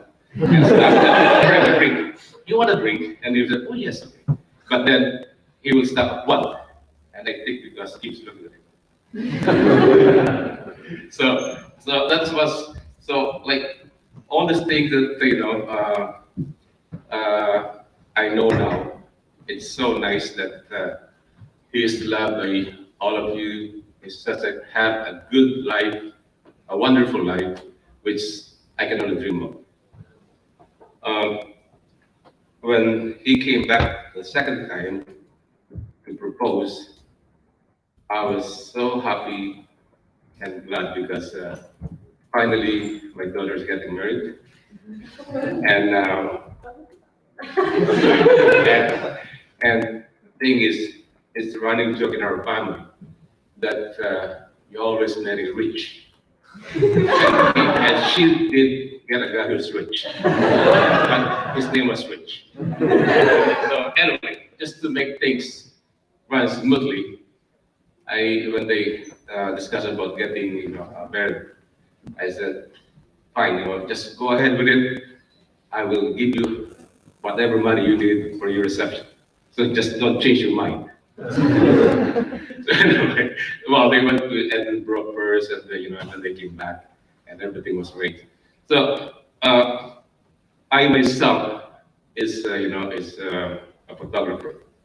In my early years, I was doing a lot of wedding. I was a wedding photographer, a video photographer, and a still photographer. So when I found Rich had the same interest as me, I was so glad that finally maybe somebody can take over for what I was doing, and I will be the one who will inherit all my equipment because I have a lot. And so to make a long story short, that was my plan, but then this pandemic hit, and so we didn't have a chance to really get to know each other. We didn't have a chance, to have family gathering, family trip, family vacation, which I was hoping to have. And then when he was diagnosed with whatever it is, it's even more, our time was even cut even shorter. So I don't know how to say this, but I told him, when he was in the hospital, that if I can change place with you, I will gladly do it because I have my life and you have yours, still a lot of years ahead of you, and I will gladly change place with you. Not meant to be. Anyway, having said this, just thank you for being here with us, and Rich, wherever you are, you'll always be my white son.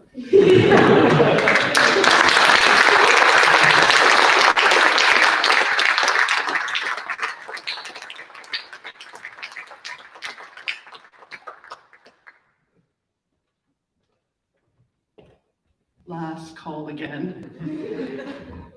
Actually, that was a pretty good turnout.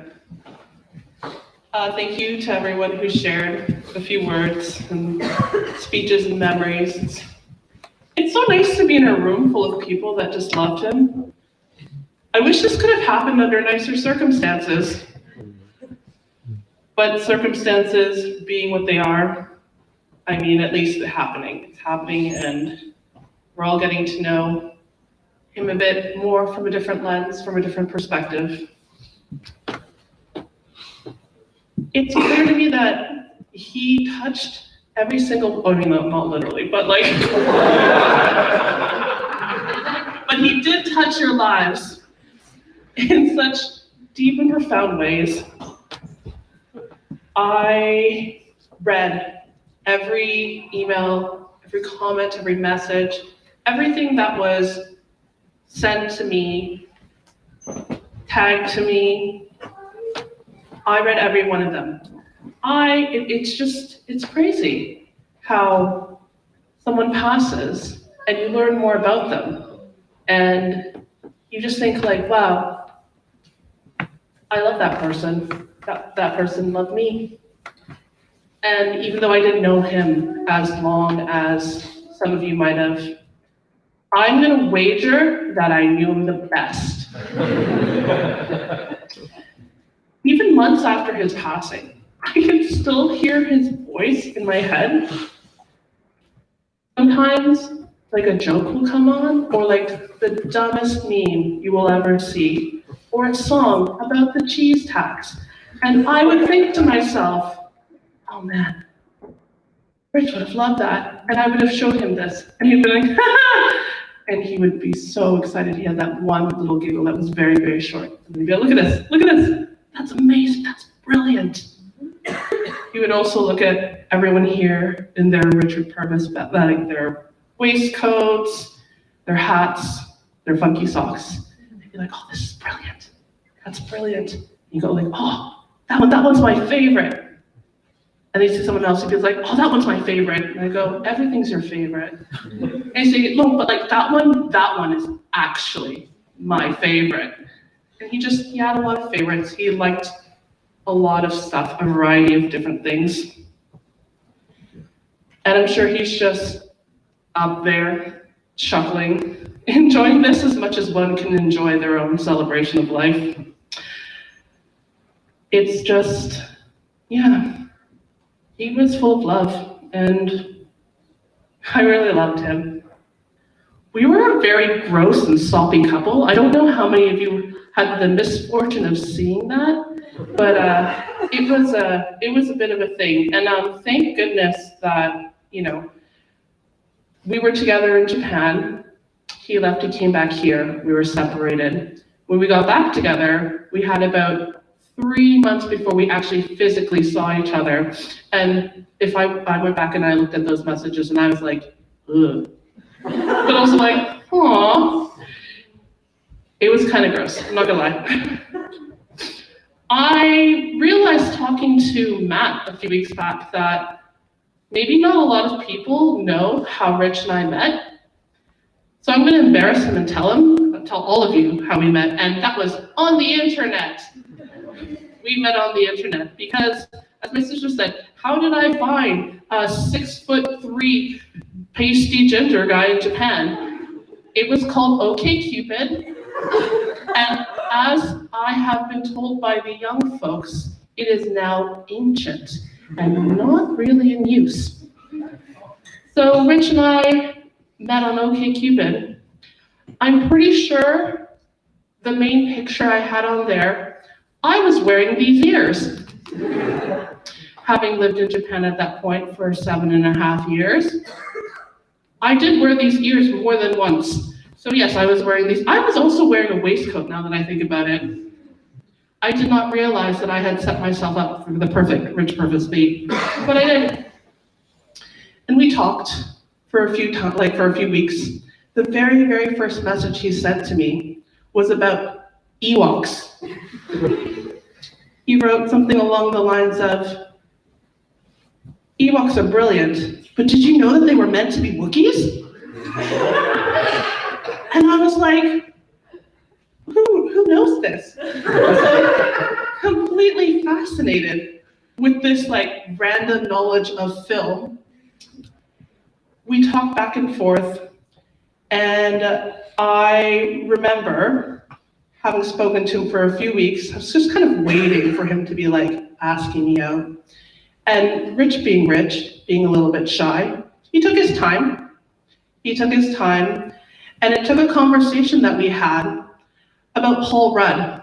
And I said something along the lines of, Paul Rudd is eternally young and handsome and has not changed much since I first saw him in Clueless.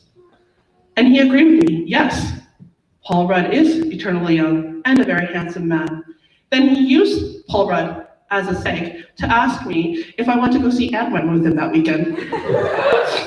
And that was our very first date. And so every October 4th since then, we used to nickname it our Paul Ruddiversary. And we would watch a Paul Rudd film or a Paul Rudd movie. There's a lot of them. I will tell you that they're not all good.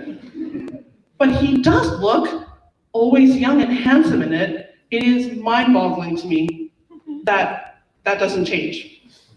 So thank you, Paul Rudd. I learned so much about Rich on our first date. I learned so much about Rich on our first date that I did not realize it was over 7 hours long. You can probably minus 2 and a bit hours for the movie, but even then, a 5-hour date is a long date. And this was like during the day. It's not like an overnight one. Yes, I was good, Mom and Dad. Don't judge me. I knew a few things about him by the end of our first date. The first thing I knew was that he was incredibly sweet, and he was just so nice. The second thing I realized was, oh my God, he was so nice. I might break him. I thought he might be too nice for me. And the third thing I learned was he was going through a bit of a transition, had recently broken up with a woman that he was in Japan for initially, and that he was moving back to the UK in 7 months. He told me this on the very first date, that he was leaving the country. And so I thought to myself, well, I do like this guy, but I think what he needs more than anything else is a friend. And so I friend-zoned my future husband on our first date. That is the thing I did. I gave him a big hug. I told him I think he needs a friend, and he agreed with me. And so we were friends, and we hung out a few times, platonically. In my mind, I was like, oh yeah, this is great. It's hard making friends when you're an adult. Love having this new friend. I found out later that the entire time he was just trying to like find an in to yeah, he was just trying to find an in. And I didn't know that, me being me and me being like, yay, I have a friend, this is fun. So by the time I actually realized that he had liked me, there was alcohol involved. We were mutually intoxicated, and I think this was fueled by craft beers and Chicago-style deep dish pizza. Yes, you can find these things in Tokyo. Surprise. And he genuinely surprised me, because after we ran from the restaurant in the rain through a very crowded train station, I was flabbergasted looking at my boots, realizing that they had broken at some point. They were just torn up. And I was like, oh my God, look at my boots. And I'm like looking down at my feet, and then he looks down, but his forehead is touching mine. And I like kind of look up and I'm like, huh? And then he swooped in. I don't know how long we were making out on a train platform, but by the time it was over, there were lots of Japanese people staring at us. And also, I was laughing so hard, like I did not know how I was standing upright, being drunk. I realized he was holding me up, and he said to me, he said, what? And I said, oh, I wasn't expecting that. And yeah, from that night, which it was November 14th, 2015, up until the day that he left Japan on April 17th, 2016, we were together. And it was always just meant to be like a casual thing, because he was leaving and I didn't want to get serious with someone who was leaving, and he had already done the long distance thing multiple times. And so yeah, we were just like, okay, this is a fun, casual thing. We'll just be friends and we'll just, whatever. Cool, yeah, look how that turned out. He left Japan and I was heartbroken. I remember distinctly telling him that I loved him at the airport, and he told me he loved me too, and then he left. And for 16 months, when he was here and I was in Japan, I was always sad because I knew that I loved him, but I never pushed him to love me back because I had seen him and he had told me so much about himself, about how he went here for this person or he went there for that person. And I thought, it's time for him to do something for himself. He really wanted to learn animation. He really wanted to go back to school. He really wanted to pursue creative work. These were things that he wanted to do so much. And I thought, I can't ask somebody to do all of these other things and not do the things that he wants. I can't ask him for that because that would be unfair. And so I didn't ask him. But it made me think a lot about what I wanted to do and what I wanted to be. And in a really big way, after having lived in Japan, at that point, 8 years, I thought to myself, what am I doing here? Why am I still here? I couldn't figure it out. And I realized I wanted to do more with my life. I wanted to do more and be more. And I made the choice to go home and go back to school. I don't know what to call it because if I call it school, if I call it college, if I call it uni, I don't know what it is here. You guys have completely different words and it's confusing. I went back to a postgraduate certificate program. I made that decision because of Rich. I decided to pursue a different career because of Rich. I decided to pursue something that meant a lot to me, that utilized my strengths. And I don't think he knew that when it was happening, but he was always so encouraging. He was like, you're brilliant. You'd be amazing. You need to go back. You need to do it. And when I went back to Canada, this was a couple months later, and he was at a wedding. Was that your wedding, Pete? And he was like coming back in a car, and he's like, he's like, I'm coming back from the wedding. Are you up around for a Skype later? I was like, yeah, sure. What did I have to do? I didn't have any plans. And I'm sitting there thinking, like, why would he want to Skype me? It's Monday. Like, there's no reason, really. And he gets on the Skype and he's just like babbling about this, and he's telling me this story about how they're all having drinks with like all the groomsmen and the bridesmaids, and I thought to myself, I'm like, oh no, he's gonna tell me that he's dating a bridesmaid.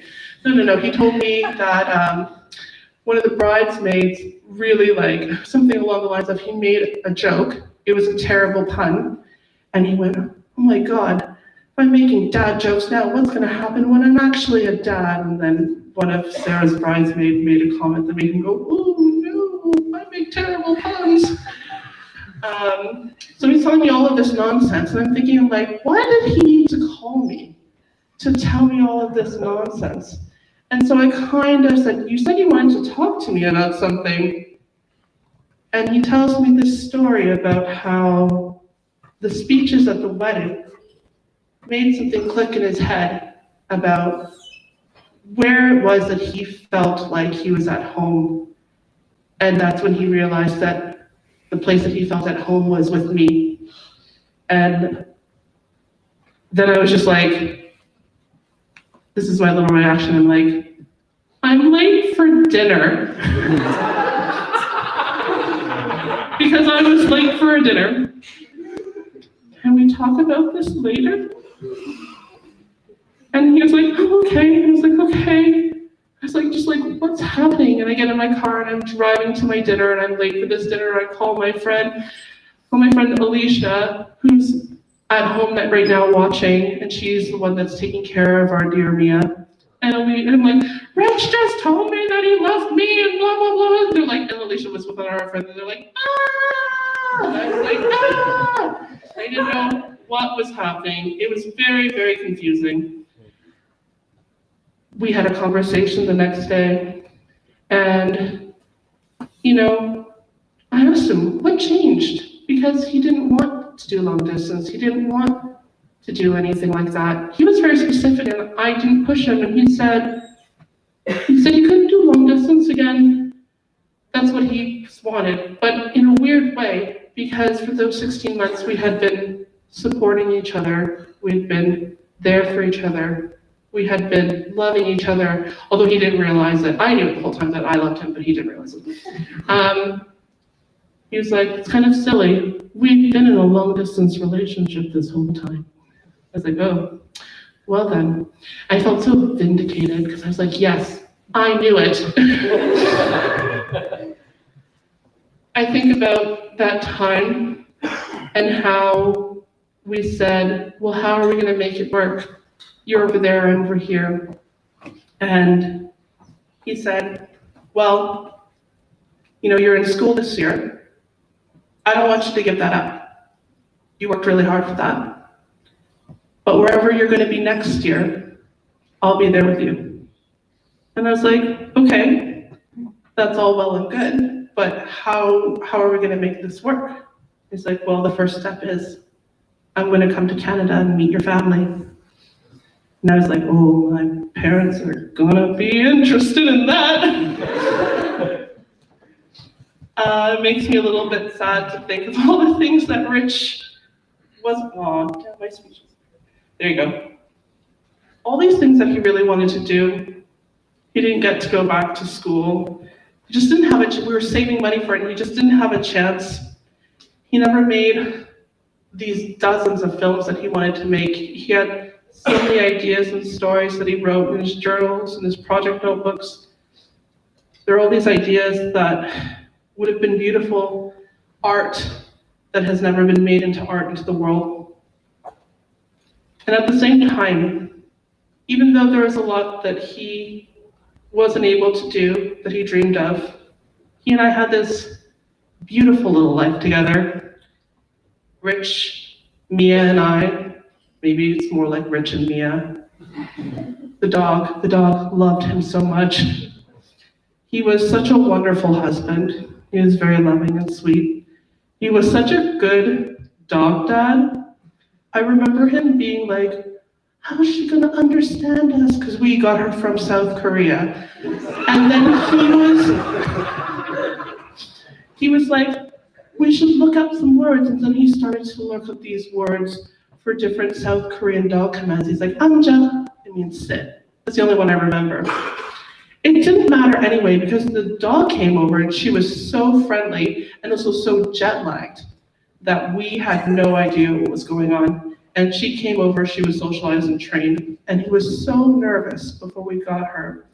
And then so instantly in love with her. Instantly in love with her. They spent so much time together. And Rich used to joke and say that Mia loved him, but she was obsessed with me. It's only because I was working outside of the house, so when I'd come home, she'd be like, oh my God, you're back. Where did you go? But, through the pandemic and then his illness, I could see how much actually Rich and Mia loved each other. I think that Mia made Rich feel settled in Canada. And as his disease progressed, she was always with him. When he wasn't doing well, she'd be in the bed with him.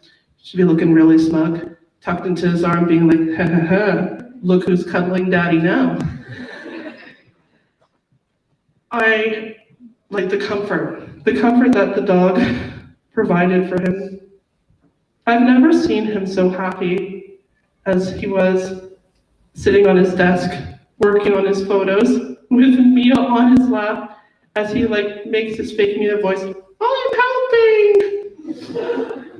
It's a thing that he did. The last few years of his life, he was so genuinely happy. And it was to a point where he could revisit those old photos that he had. He had taken so many photos. Some of those memories were really painful. Some of them were really heartbreaking. He could finally revisit them because he was in a place where he had happiness, he had love, He had faced those challenges and persevered.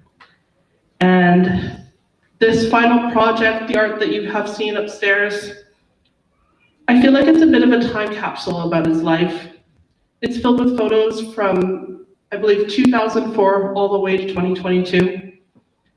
And I find it hard to describe the photos, so I'm just going to read to you what he had written in his project notebook. So this is a direct quote.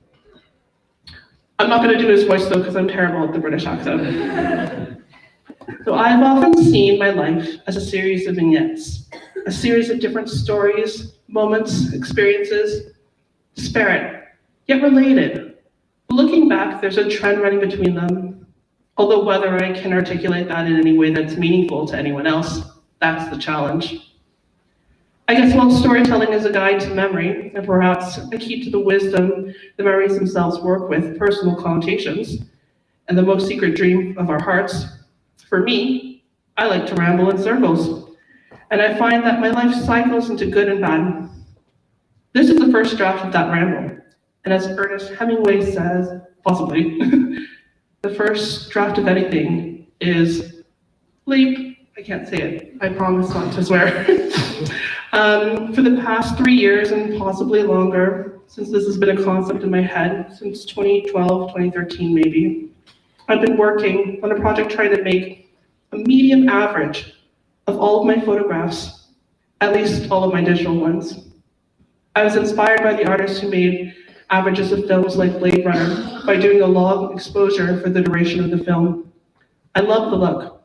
I wondered if it was possible with my entire archive of images. And as I worked at how I was going to do it, and the limits of what Photoshop and other programs could do, I thought even of it, automating it. I had a great conversation with the digital artist and programmer named Harold about it. I looked into it, and it was certainly possible, but I was lazy. I didn't think learning coding skills would be quicker than doing it manually, and probably wasn't honestly quicker because in the case, this was a case of me being too clever and lazy. He wrote lazy, very big. So for my own good, as I ended up quitting and restarting it many times with different workflows, and as I'm writing this, still haven't finished it, but I'm almost there. Almost. So I'll come back to this later. But while it's been a slog, and I've had to work through the memories of some of the toughest times in my life, I've found some of what I would consider gems, which makes this whole thing worthwhile. A few weeks before Rich passed, we were talking about these photos, and I felt really sad for him because he really wanted to do so much with his creative work and his creative projects, and he didn't even get to start it, really. I asked him if he had any regrets about his work and his career. He never got to work in that creative field once going to Canada. He never got to make a film or to be a working artist. And he surprised me with his answer. Do you have any regrets? His answer was so simple and sincere. He said that when he really thought about it, that his motivation for making art and films, his motivation had always been that if he was good enough to make this art, then maybe he was good enough for someone to love him. And he had that. He had love, and that was what he was looking for, really. So, in the end, even though he couldn't do all of the things that he had dreamed about doing, and he had a lot of dreams, we all know this, he found the love that he had worked so hard for, and that love was everything. And I promised him that I would help him, and I would find a way to get his art into the world. I'm still trying to find that out. I'm not an artist myself. I have a lot to learn, but the only way forward is to take that first step. And so today, I'd like to present to you a selection of photos from Rich's final creative project. Some are upstairs, but I'll show you a larger collection right now. If Ollie can cue the slides.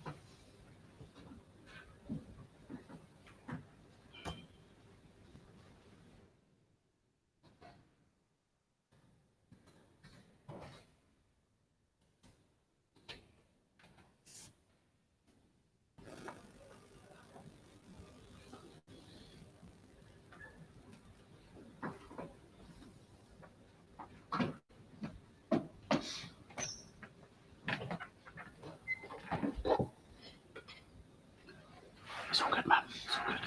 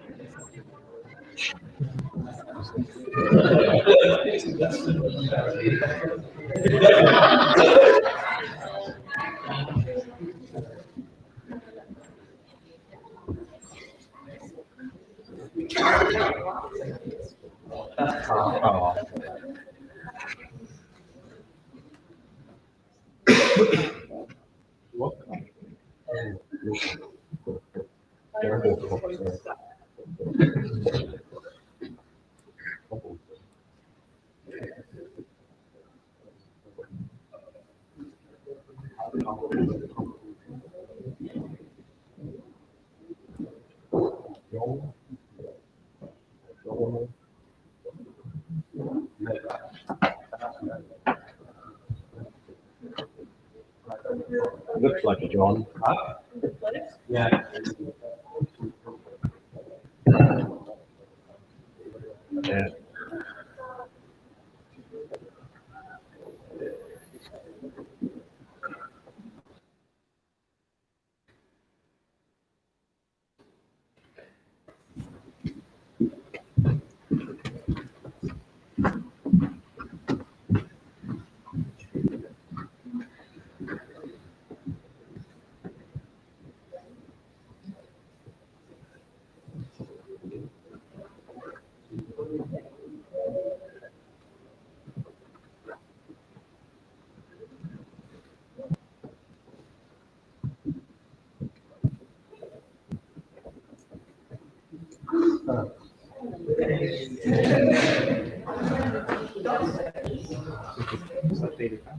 What's in your living room, Heather? Yeah. I remember you taking those.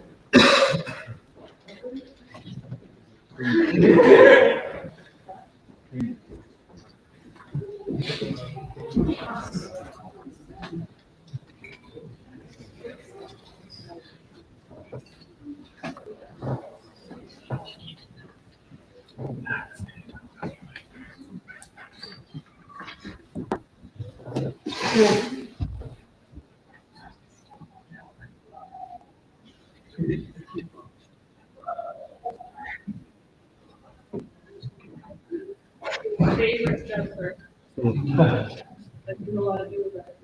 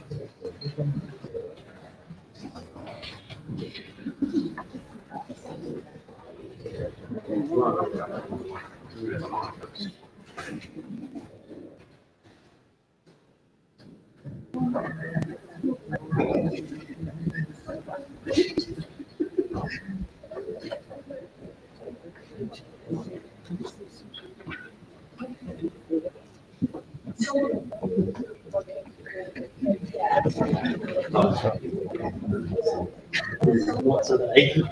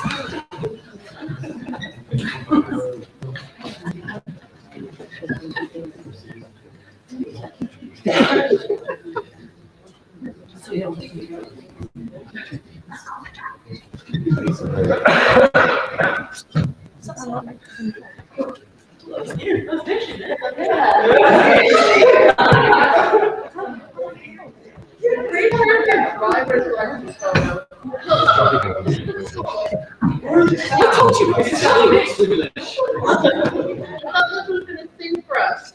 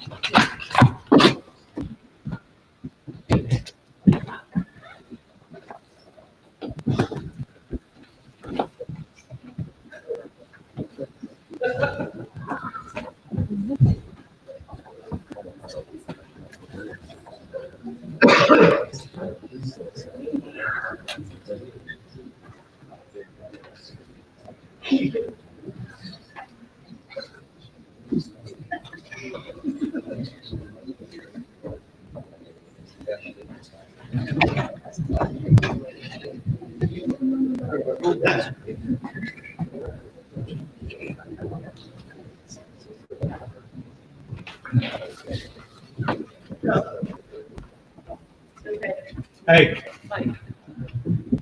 I can't give you light. Mike. Oh, Mike. Yes, yes, that's something I can do.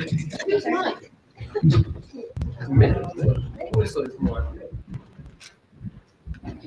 I will just enunciate. We're working, I'm working on trying to put a lot of these things online, which is eventual plan of these was to turn them into a sort of very small way for him to become a working artist. He created his own Shopify website, Shopify. It's on, but she doesn't have it to her now. Of his life. And he named it Zarvis Art because somebody. Okay, the mic's on now if you want to go. Save my voice.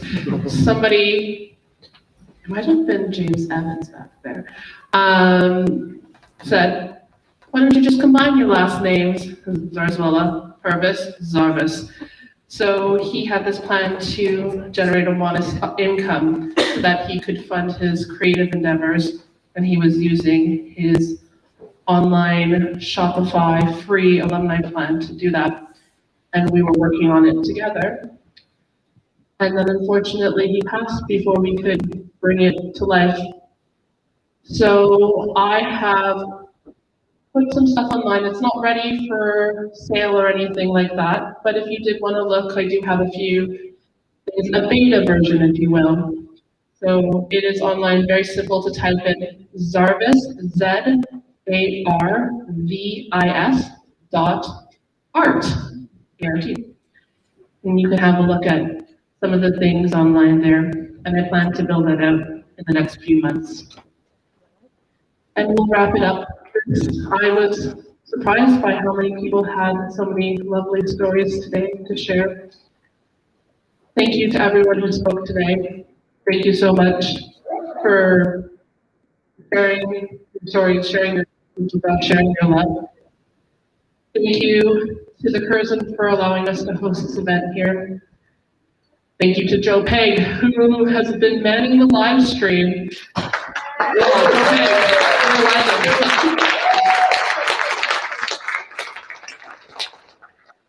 More Rich's art is upstairs, as you may have seen in the oak room and around, as is the lovely catering provided by Scotty Dyer. Please go up, have some food, have a drink. I did promise the Curzon we'd be out of here around 4:30. We have to be cleaned out by 5. So eat, drink, and run. But on behalf of myself, on behalf of Rich's family, his mom, his dad, his sister, on behalf of my family, we just really want to thank you all for joining us today and sharing your love, and for loving Rich in his life and after. It was so difficult to lose him. It was so beautiful. For me, this has helped me to heal. I hope it's helped you all to heal as well. So thank you for being here today. Thank you for being a part of Rich's life. And to Rich, we love you. Thank you, everyone.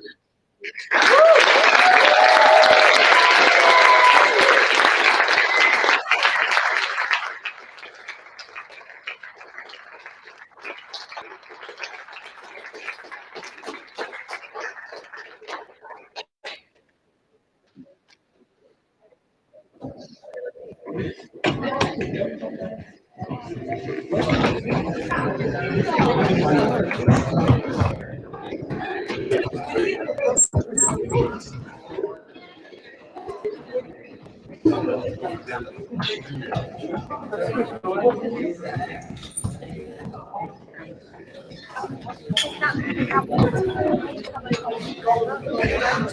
a live feature. Where? YouTube and Facebook. Find it on your YouTube. No, it's not. Oh no, it is on my YouTube, but it's unlisted. Basically, so Kim sent out a link to the update. It's sort of been generally around, but in any case, You have to have the link to see it. exactly. Right, that's fine. That's why I couldn't find it. Yeah. No, it was all definitely of good people chatting and stuff. Good. Well done. Yeah, no worries. Take that from you. This is from in here, yeah, and it's a perfectly fine system. Just unfortunately didn't have any input to be able to try and stream some music in all of a sudden. And plus, to be honest, audio is not in my bag, so I'm just like. 2016. But yeah, no, this is theirs. All of this is my stuff. Adjectives. But yeah, all this stuff's theirs. How you doing, mate? Anyway. Yeah, all good. All good, thank you. You did a great job. Thank you. You're all good. Mum, please could you ask Ollie to put the backlights on for me so I can pack up so I can pack up quickly. Thank you. You'll be in the projector room. Hey. Hi, Joe Pegg. Hello. You spoke to Ellie Pegg this Yes, week, I did. and I'm Ellie Pegg's mum. Oh, nice to Rose meet you. Pegg. And Richard was in my tutor group. Oh, yeah? All the way through school, yeah. So, and what I loved about today was that child I knew, because obviously he was 16 when I had something. I could see him there when he was in my group. I realised today that 7RP, which standard RP were my initials, and the group called that Joe. Joe was actually his initials. Oh, yeah. I'm bound to be in this tutor group because it's got my name on it. You know? That's so funny. Yeah. Do you know, I'd never really thought about it before until I saw him sign off on that contact list. Yeah. And that's what I used to do in school. We always have to initial our names because we all know by our initials. And I realised obviously we had the same initials, but I'd never thought about it in terms of the tutor group itself. Yeah, absolutely. That's really, yeah, I'm sure that must have definitely occurred to him. Probably would, yeah. But he was very random, and that was Yeah, one of the lovely things history, about wasn't him. Yeah, he was. He was very different from everybody else, and the better for it. Yeah. Anyway, are you still in Clevedon or not in Clevedon? Come backwards and No, forwards? I live just outside outside Bristol in Long Ashton. Oh, yeah. At the minute, I'm actually staying with my mum, Kate Pegg, in Oh, hello, Bermondsey. Kate Pegg. But, I this think is- we've been muddled up a few times. My name's Ros Pegg.